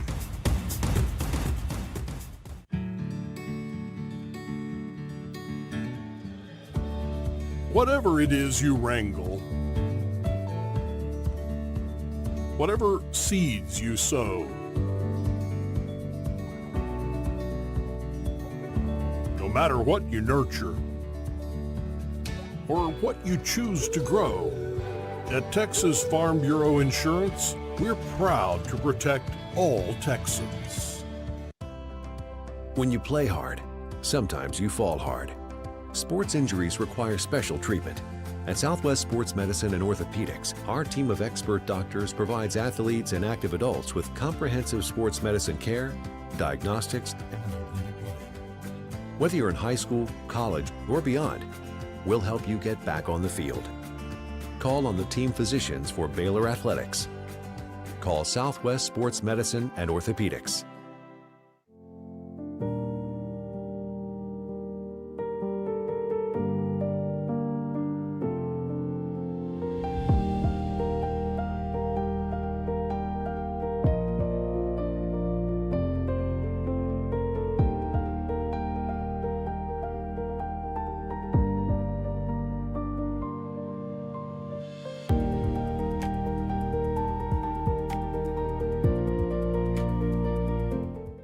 I pitched in the major leagues for 24 years, and let me tell you, I can feel it in my joints.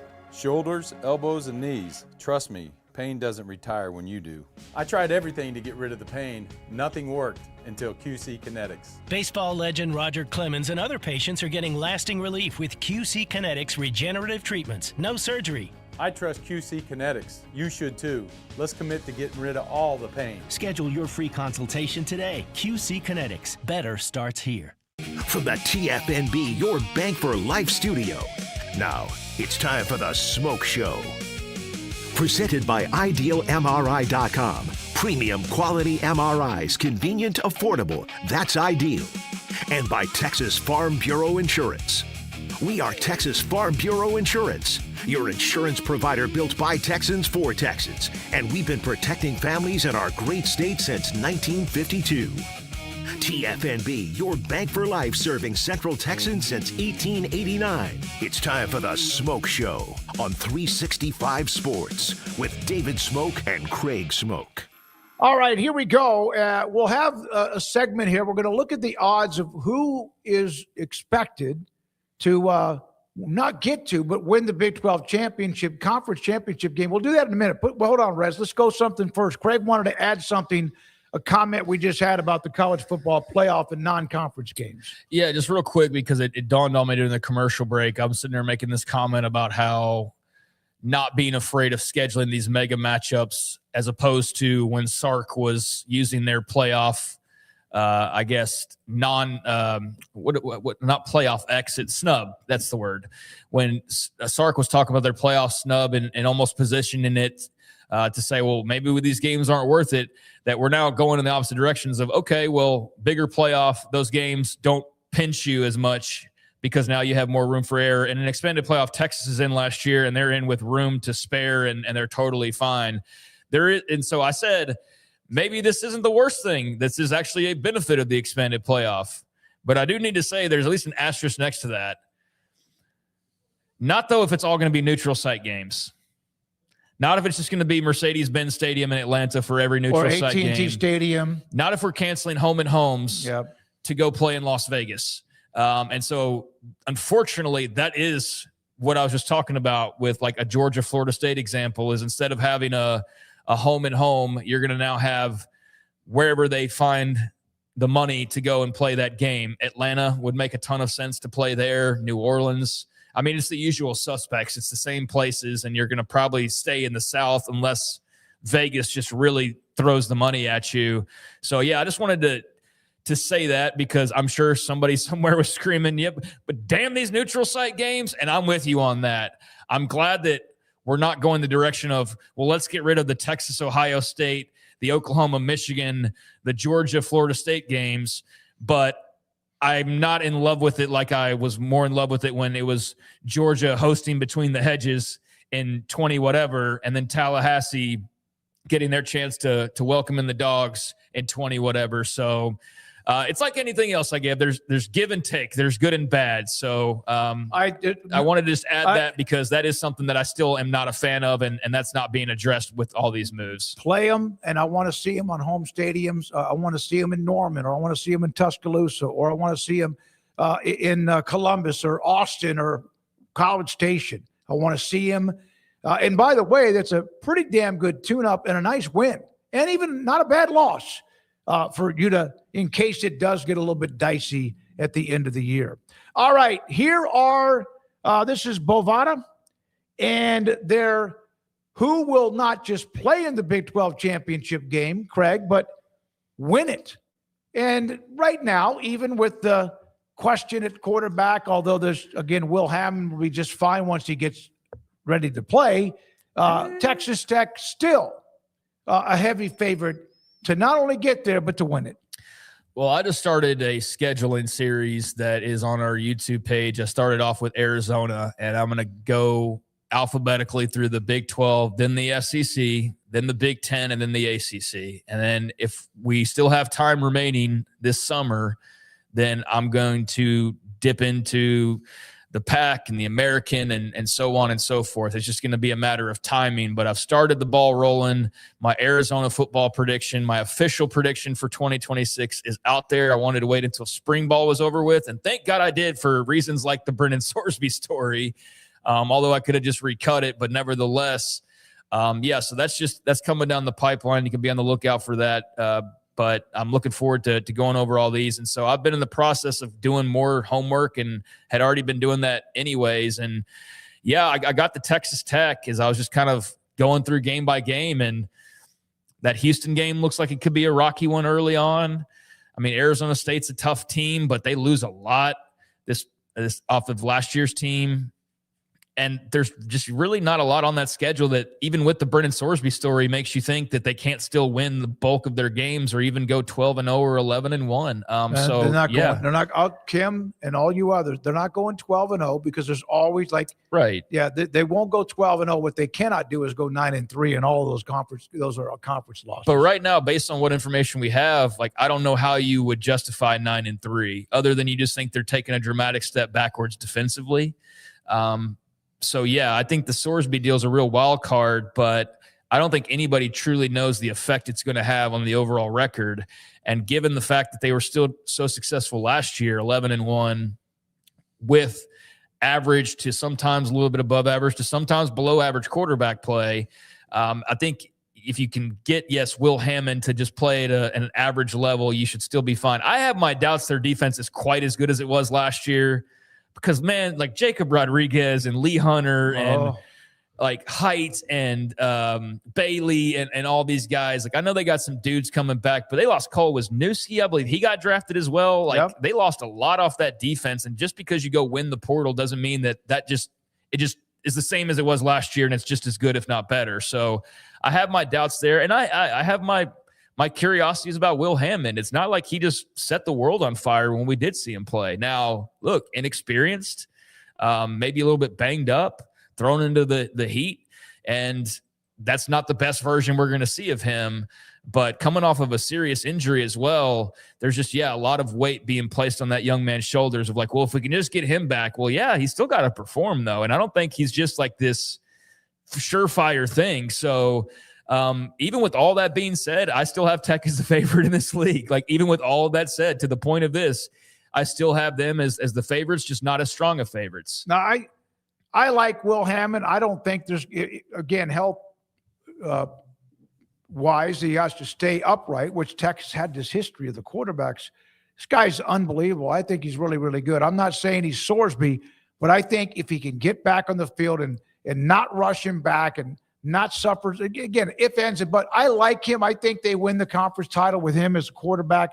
And they'll lose a little bit, but I just think he's a fantastic player. Yeah, I think he's solid. I think a lot of that remains to be seen. I think a lot of that is bleed over from you watching him in high school and him being very successful there. But he had some moments last year. So there's going to be a lot of weight on his shoulders. And so hopefully he just doesn't hurry back and further hurt himself and therefore their chances. But very excited to see how they go about replacing all that talent with another batch of incredibly highly rated, players that they went and got this past offseason. Does it just transition from one year to the next? That's what I'm curious about, because I don't know that it just does that exactly, but they should still be more talented than basically every team in the league. They should still have the best roster. They should still have an incredible home field advantage, and they should still be a really, really good team. Well, that's why they're favored. Yeah. And no matter what's going on right now, and even money, that's big time. Utah and then BYU, not a surprise. It was just a matter of who would be second or who would be third, right there next to each other. We're not going to have time to go over all of them, but those two are the ones next in line, as in Rudy's commercial, next in line. Yeah, I mean, and I don't care much about off the radar. We can get to however much of that you want to, but Utah, BYU, it's kind of a coin flip right now. Questions for both of them, certainly. I mean, losing Jay Hill, I don't think we quite know what that looks like for BYU, even though you feel good about Sataki's hires and all of that. Parker Kingston, losing him abruptly. Then Utah, I mean, losing Whittingham. I mean, hell, everybody's like, oh, Scally's here. He's been waiting. It's like, yeah, but Whittingham was a damn good coach, man. Like, I don't think it's just because the guy loves Utah and he's been there a while that means he's just going to pop in the seat and go 11-1 right away. But they have reasons like that two-headed monster at quarterback and what you would think has to be an improved defense from a year ago for Utah standards. There's some things to be excited about. So I think those are logical. Arizona, Houston, K-State, Arizona State, TCU. I think that you then can there's all a drop off batch together. Right? There's a drop off after. Yeah, I think Zona, Houston, K-State, Arizona State, TCU. That's like the third tier, I guess you could say, where I could see one of those teams popping up into the conference title game if things go right. I'm trying not to get too overmodulated on K-State because I was doing my little exercise and I had them like at a really good record. And I'm sitting there thinking like they lost a lot in the portal. Like I know Avery Johnson's back, but they kind of still lost a lot. But I think the schedule's okay for them. The Arizona schools are, I think, going to be really good, but I don't know if they're like championship level good. But they are definitely in the mix. And then, once you get to like Baylor on down, I think it's a total crapshoot. I don't see outside of Oklahoma State any of these other teams being like in serious contention. And I think for Oklahoma State, I'm trying not to get too ahead of myself with Eric Morris because it's going to be better than it was the last couple of years. It can't not be better than it was last year. That'd be like saying you could, if he's breathing. Right, exactly. So it's going to be better. It's just like, how much stock are you putting into last year's North Texas team just rolling into the Big 12 basically in year one, just going, all right, we're winning 9 or 10 games. Like it's possible. I think there are definitely going to be some disruptors. I don't know that I'd put them in like Big 12 contention, but I definitely think they could be one of, if not the most interesting team based on compared to a year ago. A year later, I think that Oklahoma State's going to make a massive entertaining jump for their fan base and for the rest of the league. So, I think that all makes sense. Colorado there at the very bottom. I don't know how you feel about them. I'm not high on them at all. I got to tell you, I don't know what to feel about them. I know that they have changed what they're doing, changed a lot of the staff. Dion pretty much going, hey, we got to do something. But I don't know much. I don't get a read on them. Yeah, I mean, Julian Lewis, still young, still unproven. Brennan Marion, that's a really good hire at OC. Guy who's got some strong notes on his resume. He's had some success, up-and-coming, young, well-respected coach. So you have that little jolt of an exciting offense, an exciting young quarterback. But, man, I mean, they lost a lot of guys off of last year's team to the transfer portal. Guys like Amarion Miller, Draylon Miller, 2 Big 12 schools, mind you, within the league. They've had no running game since he's been there. The lines have been hit or miss. 2 new coordinators. It's just one of those teams where if you're negative at all, it's like you're a Dion hater. I'm not a Dion hater, but I'm not a believer right now, that's for sure. I do think that the way they stand right now, last place, I don't know that I'd have them below Iowa State, but I would definitely have them next to each other at the bottom because I think it's going to be a real uphill battle for Jimmy Rogers, at least in the beginning. They lost the entire team to Penn State, basically. Matt Campbell took everybody of note. So I think it's going to be a really tough first year for ISU. And just on the other side of the Campbell era anyways, that's big shoes to fill. The biggest shoes to fill in Iowa State history. So, I think it's going to be tough. But at least in their case, it's first year. You lost everybody. It's understandable. In Dion's case, it's like, dude, we're like getting down the road here. Like, what are we building at this point in Boulder? Because we can't flip the roster 60 guys every single year and flip coordinators every single year. First year, even dramatic wins, and then all of a sudden the wheels fell off because the schedule got much more difficult. But all of where they were, and you're like, damn, he winning a Heisman Trophy. Like, I mean, that was a big deal. But the on people the field, wanted their game on their network early on, and then once they dropped a couple, then the interest subsided, and you didn't see them nearly as much or hear them talked about nearly as much. So, I think they're in for a tough haul unless I'm just completely missing it, and they're going to be so much better than expected. I do not have high hopes for them, and therefore, I don't really have high hopes for like the longevity of Dion in Boulder. Like, I mean, granted, he's already been there probably longer than most people expected. I don't know what the vision is. You know what I'm saying? Like, I just don't know, like, what are they building towards? Because it's just change every year why am I supposed to believe that this year with 2 brand new coordinators and 60 or 50 or 40 or whatever it is new players, like Brendan Marion's great, cool. Julian Lewis is talented, but you got to give me more than that to believe at this point. Here's some of the chat room. Let me see here. From Paxton, Houston behind Arizona is strange. Arizona, hey, if you go and look at just some of the college football writers, publications or whatever, Arizona's getting they're getting a little love. Almost, they really are. Almost too much. Well, love. I'm not saying if it's right or wrong, but I'm just saying Fafita, of course, but they're getting some snuggles. They are, and I don't know if that's too much or not because I don't know. I think they belong in that tier 2, right where they are, or I mean tier 3, I guess, because I do think Utah and BYU are right there behind Tech. But I think, yeah, as far as Arizona, Houston, K-State, A-State, TCU, they all belong in a grouping together of teams that could jump up and win 9 or 10 games and maybe even find themselves in Arlington. I'm like in the 8-4 boat with Arizona. I think they're going to be good. I think Fafita should be, I mean, he was first team all Big 12 last year. I don't see any reason why he can't be that again this year when there's definitely a lot more quarterback questions across the league. But they do lose a lot in the secondary. They lose some of their weapons on offense. So I think they'll be a good team. But to your point, Paxton, I think I'd have Houston above them, but I think like the difference is negligible. I think they're still living in the same zip code, those handful of teams right there. But yeah, I mean, if we're being like super particular about it, then I'd probably have Houston just slightly above them. From Bracket Cat Help, BYU behind Utah is strange. They're not really.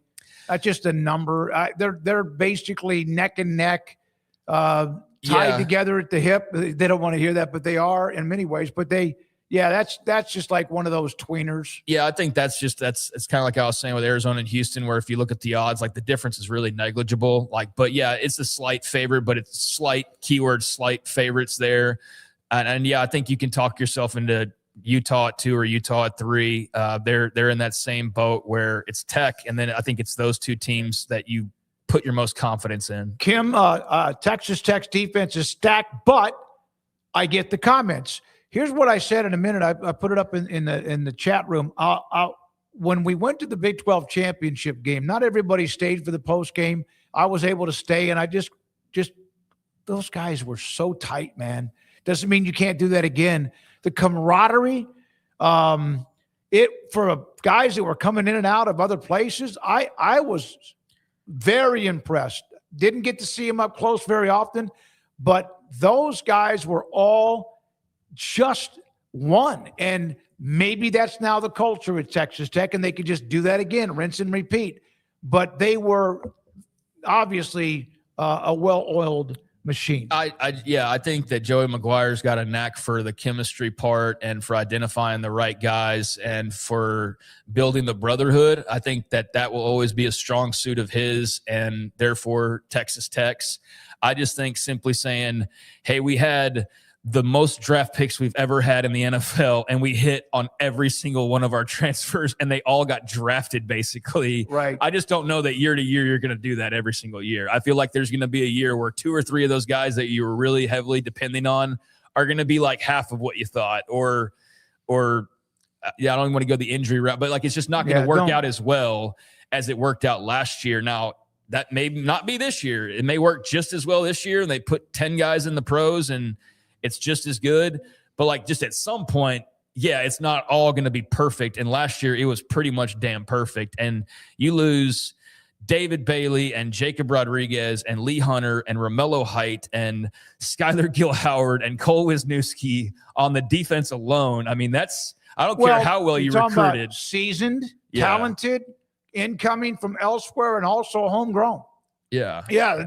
Like you said, a bunch of them got drafted, but having said they that, were just, I still think they're the most talented team in the league. No question. And so it's just a matter of, are they as dominant as they were a year ago? We'll see. Well, the talent level, well, I think so. Yeah, I do think, especially with what they've been able to do, because they went out and they were very methodical. They've been very precise about their transfers.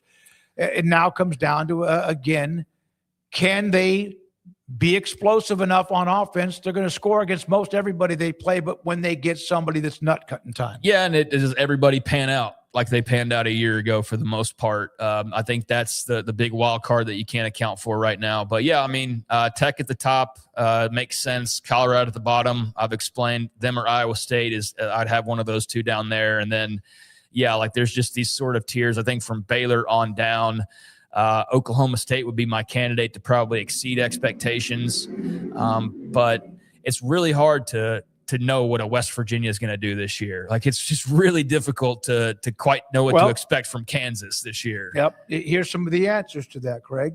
From the fact, I know I saw, well, having Baylor above Oklahoma State is malpractice.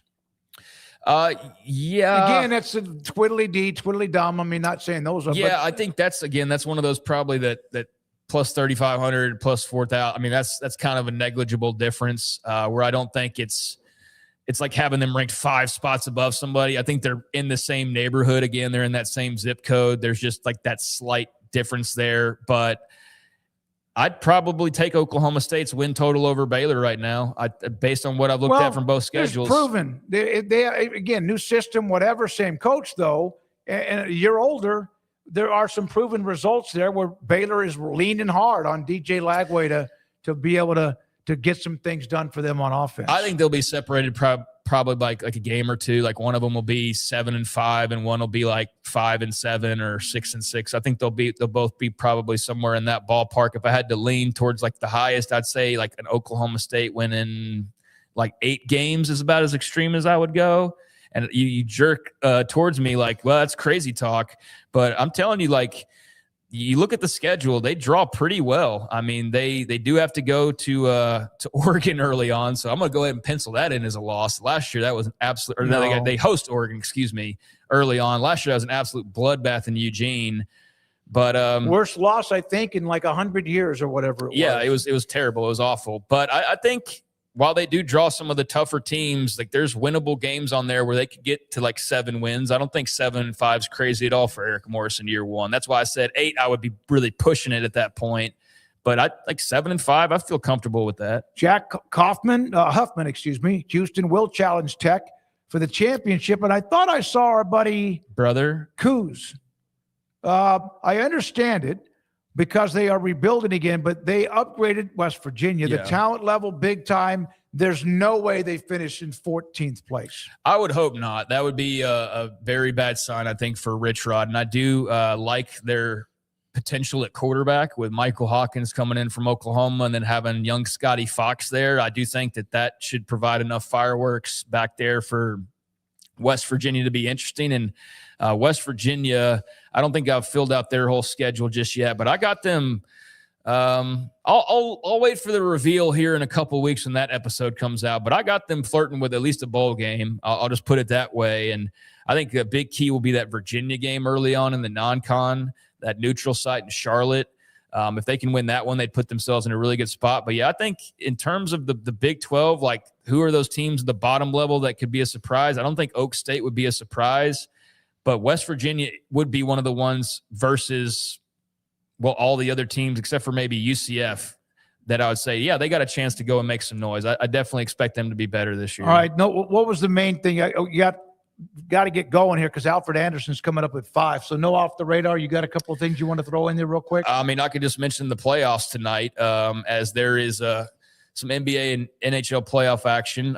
Cleveland and Detroit, Eastern semifinals, Game 2, Pistons leading that series 1-0. That's later on tonight at 6 o'clock. And if you want to watch the NBA playoffs, Prime Video is where you're going to have to go. They're not just on basic cable. So, yeah, Cleveland, Detroit, Pistons at home up 1-0. And then that'll be followed by the Lakers and the Thunder in OKC.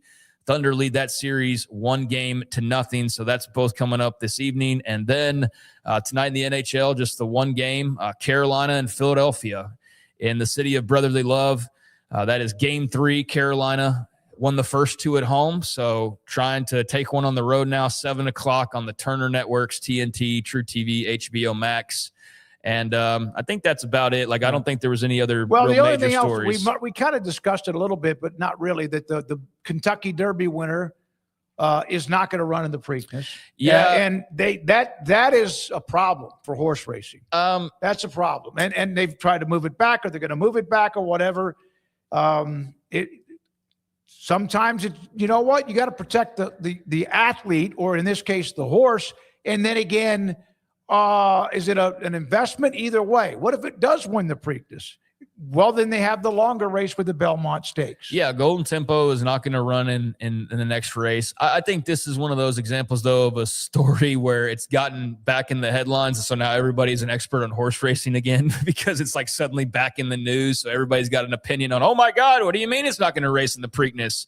Whereas I don't know what I'm talking about when it comes to that, and that this is a multi-million-dollar horse that they're dealing with that's now worth even more millions of dollars after winning the Kentucky Derby. And I don't know what's at stake as far as breeding or long-term plans or whatever.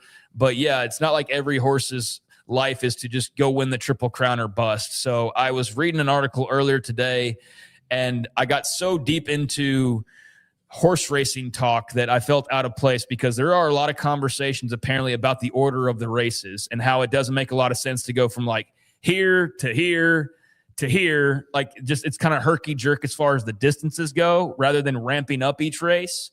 And so there's things like that are being discussed. But he just finished a grueling come from behind, 20-something horses. I think they had a couple pull out because of one that flipped, but that's a monster there'll be less horses in the Preakness.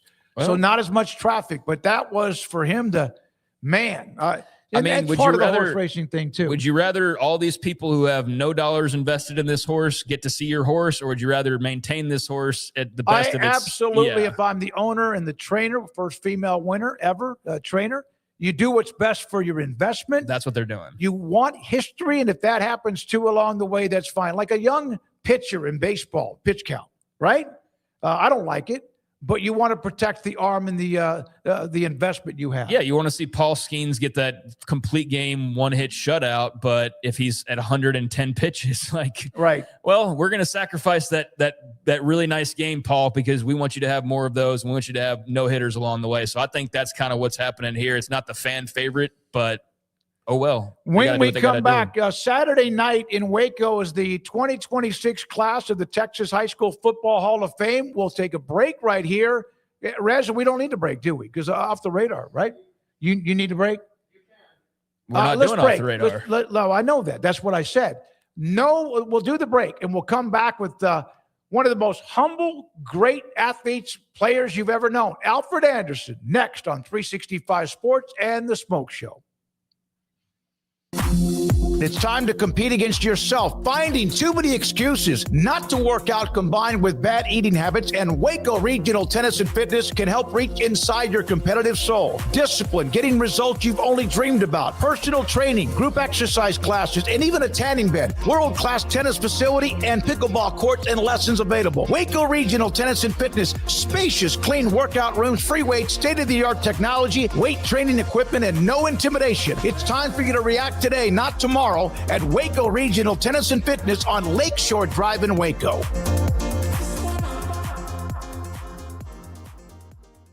I have a lot of friends reach out to me about buying vehicles for their fleet and their business, and I always recommend Allen Samuels. You see a lot of businesses running different brands, but I really think Rams are the best looking ones out there.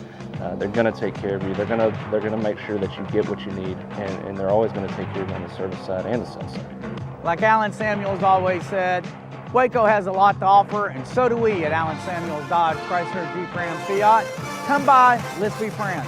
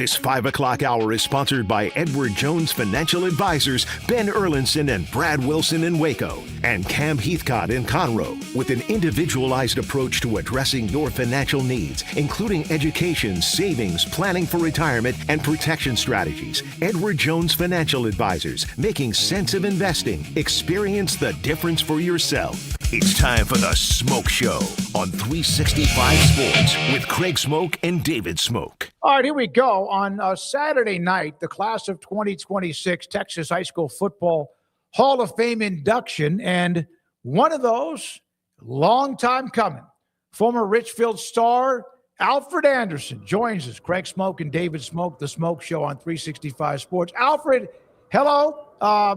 Thank you for your time.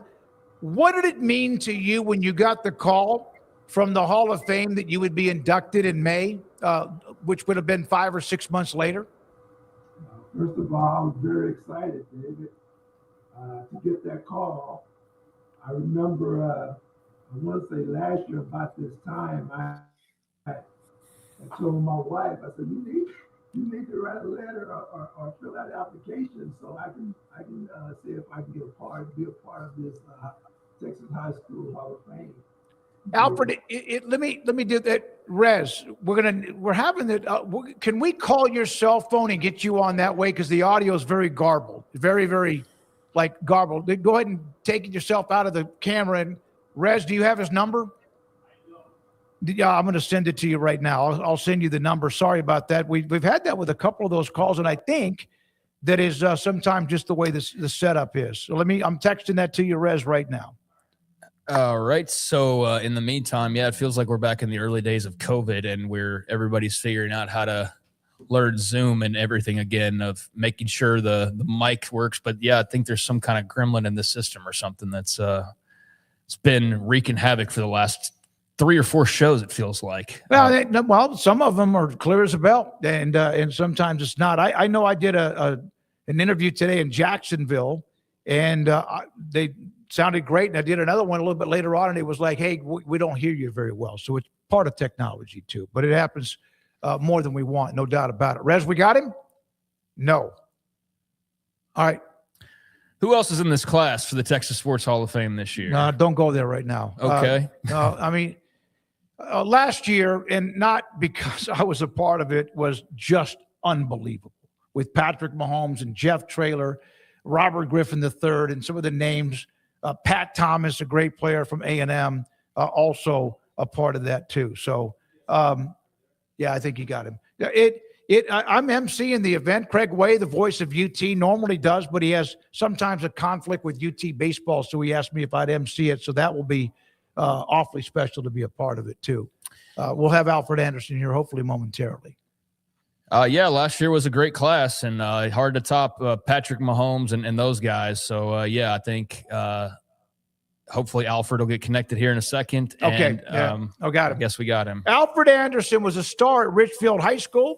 He now joins us. Alfred, thank you very much. We'll hear you better. It'll sound better, and especially we want to hear you better. Thanks for your time. When you got the call from the Hall of Fame that you would be a part of the class coming up, which is this weekend, what did that mean to you? What was your reaction? Well, first of all, David, I was very excited, man, to get that recognition. When I got the call, I was very excited. And so this is a dream come true. And I look forward for Saturday. Well, I'm looking forward to it as well. I've heard about you. I remember you, what you did in college and the NFL, but that has nothing to do with you being a part of the Texas High School Football Hall of Fame, because it's the High School Football Hall of Fame, and you've earned this. You played quarterback. You were dynamic at being able to do whatever you did. What was that transition like for you? First of all, in the 8th grade, I was offensive guard, and I remember when I got into high school as a freshman, Ronald Carter, who basically decided to play basketball instead of coming out for football. And so I remember that my junior high coach, Coach Cross, told Coach Haynes to move me to quarterback. And so that's how I got started. So I went from offensive guard to starting quarterback as a freshman in high school. Can you even imagine had you just stayed as an offensive lineman? I don't know if we'd know you. I mean, maybe you were going to be a hell of a player, but I don't know if we'd know you because obviously as an offensive star and a weapon, you had huge numbers, passing nearly 1,800 yards, rushing nearly 800 yards, and also, I think, 30-plus touchdowns. You were at a school that is no longer in existence. What was that like when they merged the schools at Waco ISD and your school no longer existed? Well, first of all, it was hard to play when you got 4 high schools. Yep. So the majority of your athletes are split up compared to Temple, Kalen at the time. So now it makes it much easier because now you got the 3 high schools and your best athletes are all, field into one high school. So it was very difficult during the time back in the 70s when we only had 4 high schools and then we had to split the athletes up among the other 3 high schools. I got to tell you, and you know this, and he's been a part of the broadcast that I do for Midway High School. Sean Hahn is a high school historian. He and I share information all the time. He asked me about when you'd come on today. He might be, no matter what family around you, your biggest fan. How you know that, right? I sure do. Sean is my number 1 fan. Great guy, love him to death, man. And he's always in my corner and always have been. So I appreciate you, Sean. Big shout out to you, my brother. He constantly asks me, because I'm fortunate to be on the committee that sets the ballot. I obviously vote, but hundreds of other people do. Hundreds of others do as well. But he kept asking me about you for the Texas Sports Hall of Fame, which is everything combined. And then when I was in the meeting and I got the news that you were going to get the call, I didn't tell you, even though I've known you. I gave Sean a little bit of a heads up, and I don't know if he's ever been more proud during that time. When did he contact you about it? Once it was official? Wow, probably after I got that phone call, and I think Sean had mentioned it to me. And first thing he said, I will be there. I'm going to get extra tables. So I'm invite a bunch of the players out. And so I'm looking forward to Saturday. I'm looking forward to seeing everybody, seeing Sean and all my teammates and probably some classmates. So like I said, David, I'm just so excited, man. I can't wait. I just told my wife just a while ago, man, I'm excited. I can't wait. Can't wait to get to Waco. You will be on the stage. I'll introduce you, and then you'll get your jacket and all of that as well. It's an incredibly emotional time. Make sure you soak it in and count to 1 1,000, 2 1,000, so you don't go too fast, so you don't forget something. Sounds good, bro. I know we'll be excited, man. Yeah. And knowing that you're there, that's gonna make it even that much special because I watched you last year when you got your coach and gave your speech, man. I was proud to see you get that honor last year. For someone who was so dynamic, obviously explosive, and you're going into the Hall of Fame, how did you remain so humble from high school to college to the NFL? I guess, first of all, I've always been very quiet, real shy, and that has always helped me to stay humble. And so I guess that's where it started from, David, just being a real quiet guy, but on the football field, basketball court, track, it comes out.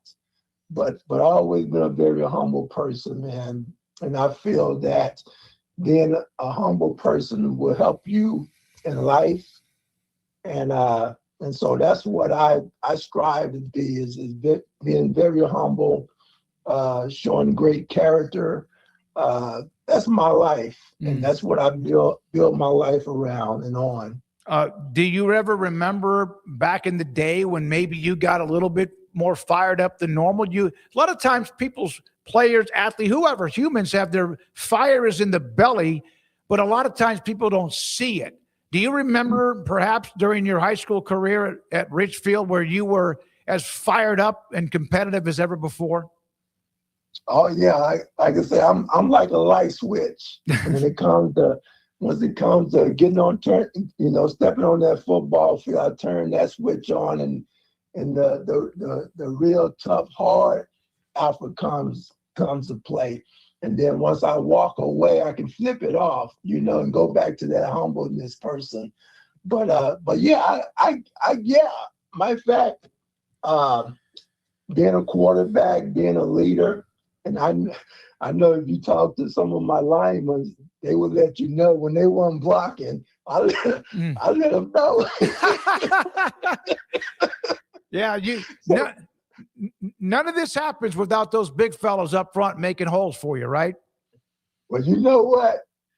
I pretty much outweighed most of them. Yeah. except for probably two of them on the line. My center weighed 185, and I was about 195. So I was bigger than my offensive line, except for two guys, Ken Smotherman and Rodney Harris. I think they weighed about 220 and 230 at that time.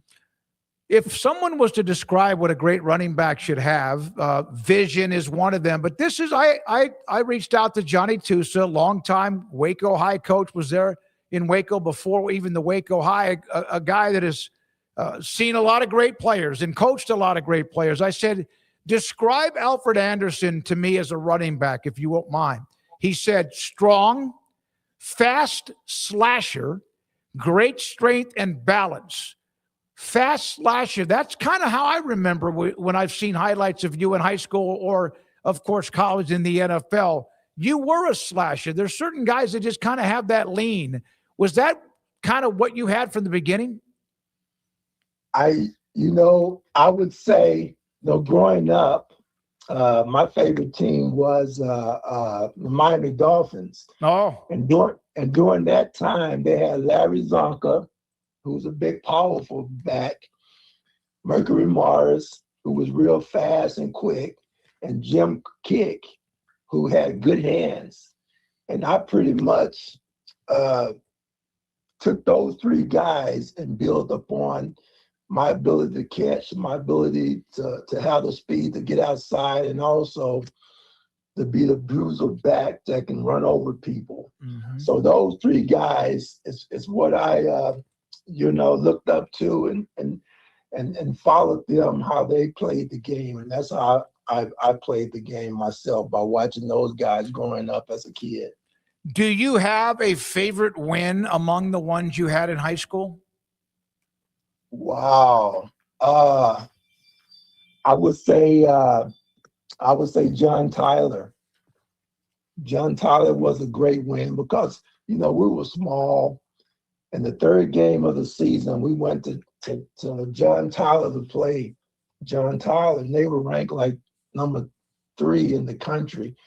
And I saw those guys. Those guys looked huge compared to our team, but somehow we managed, to beat those guys, and that really showed what our team was all about. We were small in stature, but we had big hearts, and we never gave up. But when we took them down, that was a big highlight of this team. Yeah, that JT, that was, of course, just a few years earlier. They had the great Earl Campbell and that team that won the state title and were loaded even then in the late 70s. Give me your memory of winning the game in Bryan with a goal line stand inside your 5-yard line, and eventually you guys able to win that game. Well, I would say, matter of fact, we ended up losing that game. Oh, that's right. You lost 21-14. You're right. Yeah, we lost that game, and we were right there. And for some reason, they knew our plays because every time we ran this play, they would call it out. But yeah, like I said, it was a great game, exciting game, and pretty much the whole season was pretty interesting. And like I said, we ended up losing 3 games that year, considering we were probably ranked next to last in the district. I do know the story. I know we're going to let you go, and I'll see you Saturday night. Can't wait to give you a big hug. Can't wait to introduce you and see them put that jacket on you. When you played Temple and had a huge game, Bob McQueen, of course, in the 70, they lost to Churchill in 76, which was before, in a way, your time. And then they eventually won the state title. And then, of course, had a great run with Bob McQueen. Is it true that he searched you, found you after the game and wanted to personally come up and congratulate you on who you were and what kind of player you were? Yes, he did. And also I had a chance to play for Bob in the Art Bowl when we played Oklahoma and Texas against Oklahoma. So I was his quarterback. And so I got a chance to really get to know Coach McQueen. I remember he came from Temple's out to pick me up on the way to Oklahoma. And so we had a great time, spending three hours together on the way and also coming back. So I had a great opportunity to get to know him, a super great coach, man. And for him, to have that respect for me, it was amazing. And plus that game that we played them, we were the only team that scored about 22 points on them. I think they beat us 22-37, I believe. And that was the most points they ever scored on his team during his coaching time. So it was exciting. Plus, Reggie Brooks, one of my receivers, who had 220 yards against him, and I threw for 353 yards. You were a dual threat. I'm so I can't wait to see you Saturday night. Appreciate you. And we didn't talk much about your time at Baylor. We've done that before. The NFL with the Vikings, we've done that before. Congratulations, Alfred. See you Saturday night. It's going to be a great memory for everybody. All right, David. Looking forward to it, buddy. You too. Alfred Anderson, a part of the class of 2026 Texas High School Football Hall of Fame. Edwin Simmons, who was at Hawkins High School, was another large back. Remember, he went to UT. Unbelievable football player. Covered him in high school. He's a part of the Texas High School Football Hall of Fame class among the other players. Dickie Morton went to Kimball in Dallas, played at Arkansas. Dane Johnson, South Lake Carroll during the early parts of their dynasty. And then Andy Dalton was voted in, but he's in that time period as an older free agent trying to figure out where he's going to be, what roster or where he's going. And he just felt like it was something he had to make sure he was ready to go wherever he needed to go when somebody gave him a call. Andy Dalton played at Katy High School and, of course, at TCU. Sounds like a lame excuse, Andy Dalton. I got to tell you, No, it really does. I mean, I understand he's a journeyman at this point. I mean, he's carved out himself one hell of a long NFL career. I mean, Andy Dalton was playing at TCU like 10 plus years ago. He was a part of that unbeaten Rose Bowl team. Yeah, it was forever ago. So, he's still kicking around the league, and it's impressive that he's had the longevity that he's had. But I can understand that as somebody who's probably near the top of the list of if we need to break the glass, who do we call? I'd imagine his emergency contact is high on the list of available quarterbacks. But yeah, that's a shame he won't be there. It's a great event. Got to go last year, and I'm not as in touch with high school football as I was even a couple of years ago because I did it for so long that I finally just needed to kind of do something different. But am I remembering correctly? The career rushing record got broken this past year, right? Yeah, the kid from Mount Enterprise High School, Texas Tech signee. Kagan Ash. Texas Tech broke Kenneth Hall's all-time rushing record and had a monstrous year. And he broke the unbreakable record that was set back in the early 50s. And I know that's just random. Career rushing yards. But I'm sitting there thinking of Texas high school football and spent a lot of my career covering that. up until last year, like I said. And that's just one of those records I never thought would be broken. So yeah, just as we talk high school ball here, just made me think of that and how incredible it is to set that mark. So wouldn't be doubting it if he's about 10 years from now getting the call himself to go join the Texas High School Football Hall of Fame. But congrats to Alfred and to everybody else. Last year was a lot of fun. Patrick Mahomes and Jeff Traylor and various others, amongst others that were all there. It was a good time. So I'm sure it'll be another great event. One question about is Tommy Kramer, who played at Rice, played in the NFL forever. He was at Lee High School in San Antonio. Is he in? Yes, Chris, he's in. He better be, and he is. Back in the day, he's been in the Hall of Fame for quite some time. Rez, let's do the wheel, the quizzes, and the polls, and I want to show one picture from today's event with Babe Laufenberg to wrap it up today. Anything else you want to add to close it out? No, I mean, I just appreciate everybody tuning in today, everybody in chat, and for any new booties out there, hopefully you're going to be along on the ride with us moving forward on a more regular basis. Come one, come all. Just love to talk college football on a daily and other stuff from time to time as well. But yeah, appreciate it. It's time for the wind down and getting to some of these questions to start getting towards the end of the show here. Before you hit the wheel, one of our sponsors that's in our background has been a part of so much that we do, Texas Farm Bureau Insurance. Mike Garrick, who was the executive director of it for a long time, is being inducted as well into the Hall of Fame. Want to make sure we say, Mike, golly, he had a huge influence on getting the Hall of Fame, kind of was just there. And then Mike Anderson and Mike Garrett got together, and the rest is history. It's time to spin the wheel. And that wheel is just spinning. This is how we just wind down every day. And we'll spin the wheel. A couple of trivia questions to get through. If Waco brought back a drive-in movie theater, would you go there at least once? Not at my age. No, maybe when I was younger, yeah. I like drive-in movies. I really did. There was one just off Randolph Air Force Base we used to go to, but there's one, I think, on LaSalle that you can tell is an old drive-in movie theater. Yeah, so I've never been to a drive-in movie theater, not even a single time. Just obviously missed it age-wise, really. And if there was one here, I'm not so sure I would check it out. No, but I do feel like we're starting to maybe turn the corner a little bit on theaters, and it's kind of fun to go to theaters again. I don't know, maybe I'm wrong on that, but I just feel like I've felt like this swell of here lately, some people just like, it's kind of nice to just go get your bucket of popcorn and sit in the theater. And I know there's times where it's not, when you just got all sorts of hijinks from younger people, or it's the wrong location or whatever. But I do love going to watch a movie at the theater. It's been too long. But I'm not really tempted by the drive-in. In my younger years, like you said, yeah, that probably would have been high on the list of want to, but not so much anymore. All right, so there we are. I've been to a handful, not a lot. I mean, like 6 or 8 times over my youth. I can remember that. All right, now to the quizzes from Andrew Valade, King Jiu-Jitsu.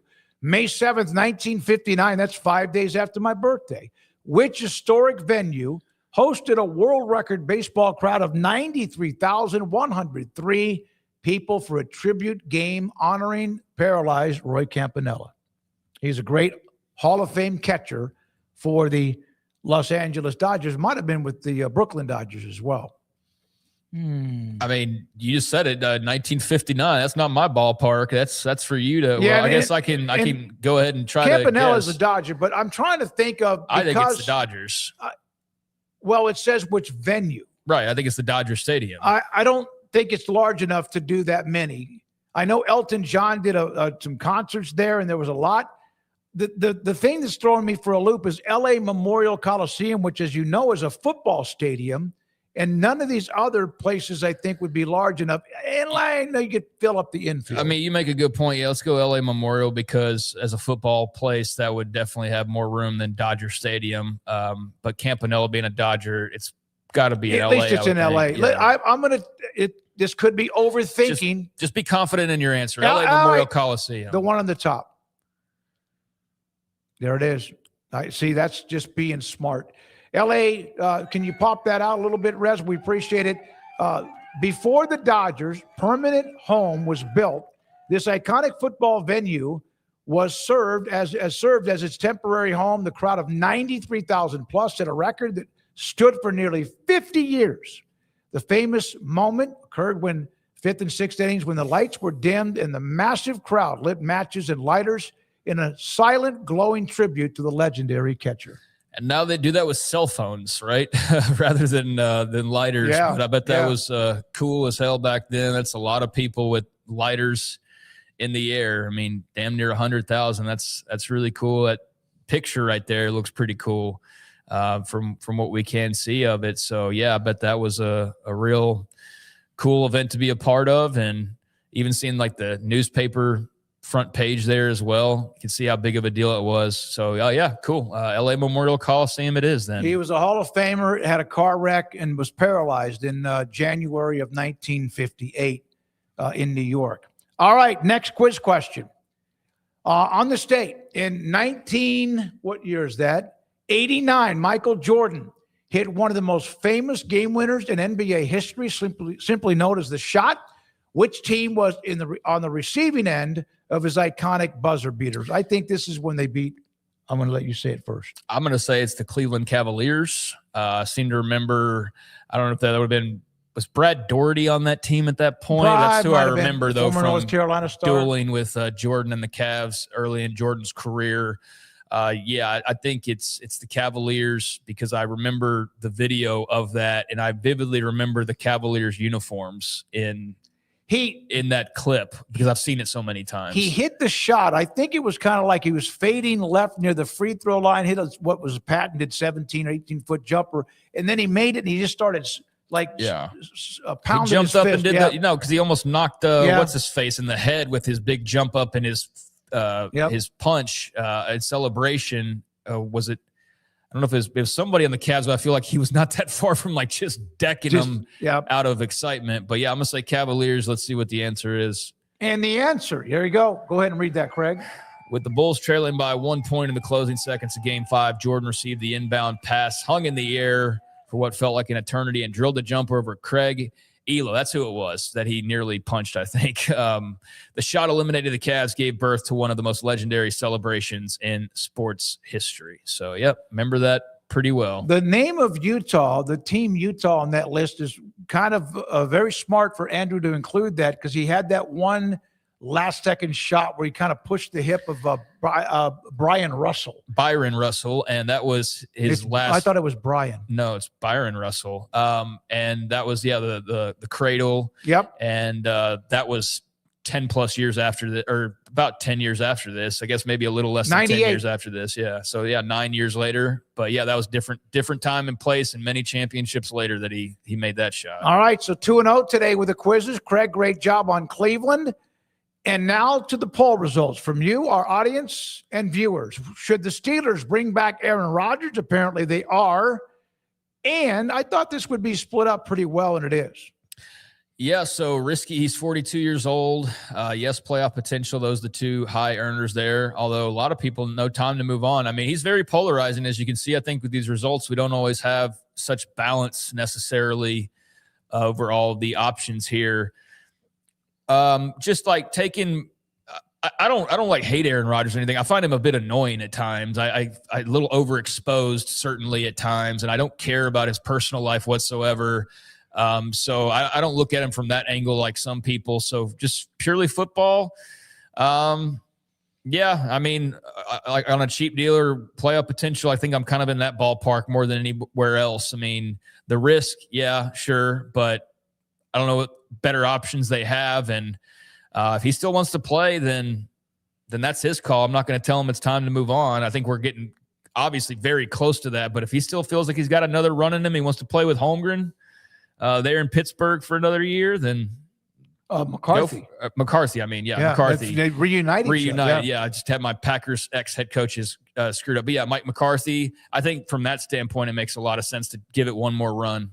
He is still got the ability to flick it. He doesn't have the ability to get away from the pass rush at all. And so we'll see what McCarthy, if they can reunite and figure it out. So Risky's 42 years old, the leading vote getter. I think I'd probably defer more to cheap deal playoff potential myself, but I get that one. I think that he can give them a couple of extra wins, but they're going to end up 7-10, 9-8 at the most. I would think, depending on how they put that roster together. Now, finally, the other poll question. And it is, how will the Irish finish the 2026 college football season, Craig Allen? Okay, so 41% feel like they're going to go 10-2, and then a big chunk, 30%, feel like they're 11-1 or 12-0. And I don't know off the top of my head what their win total is, but I would imagine it's probably right there in line with 10+ wins. So yeah, that's definitely not 7 or fewer wins. There's some haters right there. 8 to 9 wins, I think that's not very realistic either. So I'm blind. Like, I don't know their schedule. That's why I'm trying to pull it up and just give it a quick glance to differentiate.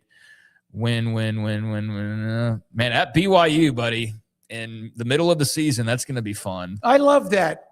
It's a non-conference game. That was probably, I'm sure, scheduled quite some time ago. I love that they're playing that game in the middle of the year. I'm not sure the loser will want. Yeah, I mean, they got 2 neutrals. Wisconsin at the beginning of the year, Navy later on. They've got road games: Purdue, North Carolina, BYU, Syracuse, and then at home, Rice, Michigan State, Stanford, Navy, or not Navy, Rice, Michigan State, Stanford, Miami, BC, and SMU. Yeah, there's a couple of 2 or 3 hickeys waiting to happen. I think They got that quarterback back for CJ Carr is awesome. CJ Carr. I'm saying I don't think 11. Now again, we're talking regular season. There's no conference championship game for them. I would say 11 plus if it counted the playoff, but I'm going to say 10 wins. That's the 41%. 10-2. Yeah, I mean, definitely it's one of the top 2 options. I'm just trying to figure out, like, I definitely see a loss on here, but I don't know if I see a second one. But there's some potential pitfalls. I mean, so I think I'll go 10 wins. But it's tempting to go 11 because I do expect them to be really good. But yeah, either way, they're not expecting many losses this year. I like Marcus Freeman. I think it was ridiculous what they did to opt out of the bowl game. Feelings were hurt. My God, a couple of alpha dogs were left out of the dance in UT and Notre Dame. UT went and played and won a big, nice bowl game, but Notre Dame wanted to take their toys and go home. But I really, really like Marcus Freeman. I used to hate Notre Dame. They were like the Celtics or Yankees, but I do like them. You can respect people and not always agree on every decision they make. And yeah, I didn't agree with that decision either. I understood their perspective on it. And that side that believed in that decision is always going to believe that way. And the side that doesn't is always going to believe that way. And it doesn't really matter at this point. It may or may not have set a bad precedent. I don't know that we really know that. But yeah, I didn't think he was the best look, but I also very much respect him, think he's a great coach, and think they're going to be really good next year. And yeah, I think 10 or 11 is almost a certainty, but I guess I would sit with 10. By the way, retired stockbroker, my cousin was quarterback at Temple when they went and won the state title in 1979. I think that was the year. I'm not sure if that's the year you're talking about, but they won a game in Waco. Retired stockbroker. They were 15-0 in 1979. Temple Wildcats won it all. Here's a picture. I went to Dallas very early this morning. Babe Laufenberg reached out to me. His son, Luke, who lost the battle with lymphoma, he's had and discussed it with us on the show. So I went to Albernays, a phenomenal restaurant in Dallas on Oak Lawn. They had a fundraiser. Here's one of on the tables, they had the matches and the wristbands and more. And one of the first guys that Babe said, hey, I want to introduce you to somebody. Have you ever met Roger Staubach? And the answer is yes, we've had him on Radio Row. We've had him on the show. My father being a Naval Academy graduate, that was fun. It was great to see Roger Staubach and many others. There's the picture at the end of the banquet with a lot of the players, former players, Daryl Johnston among others, Tony Tolbert among others who were there. It's a great event. Is that George Dunham in the blazer? George Dunham is the fourth from the left. I'm the guy in the white shirt on the top row. And Chuck Cooperstein. Coop. Great Coop.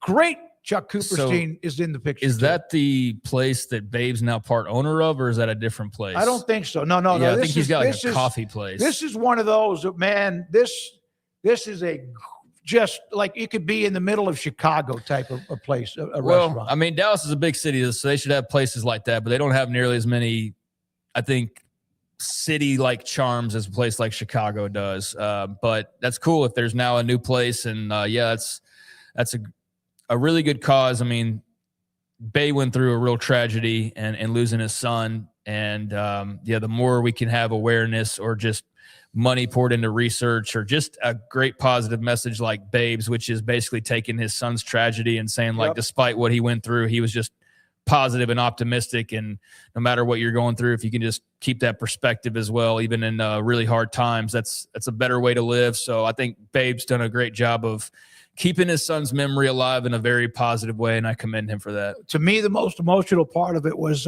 excuse me, when Babe was talking about when Luke was at A&M, he was a walk-on. He befriended, and vice versa, Myles Garrett. They used to go up against each other in practice, and believe me, Myles Garrett won all of those reps.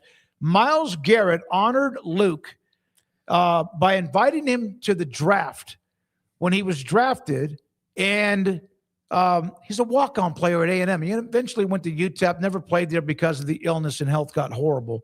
But Myles Garrett could not be more he couldn't say more about anybody than he did with Luke and what Luke meant to his life too.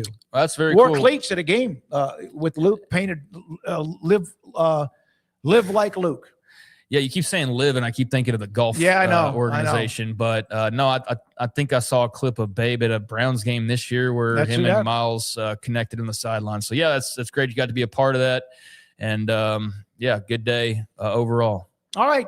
Thank you, Rez. Appreciate it, Andrew. And also, Garrett Ross, thank you to our great viewers. We appreciate you for being a part of what we do anytime you can be. And we'll see you tomorrow at 3 o'clock. This is 365 Sports and the Smoke Show.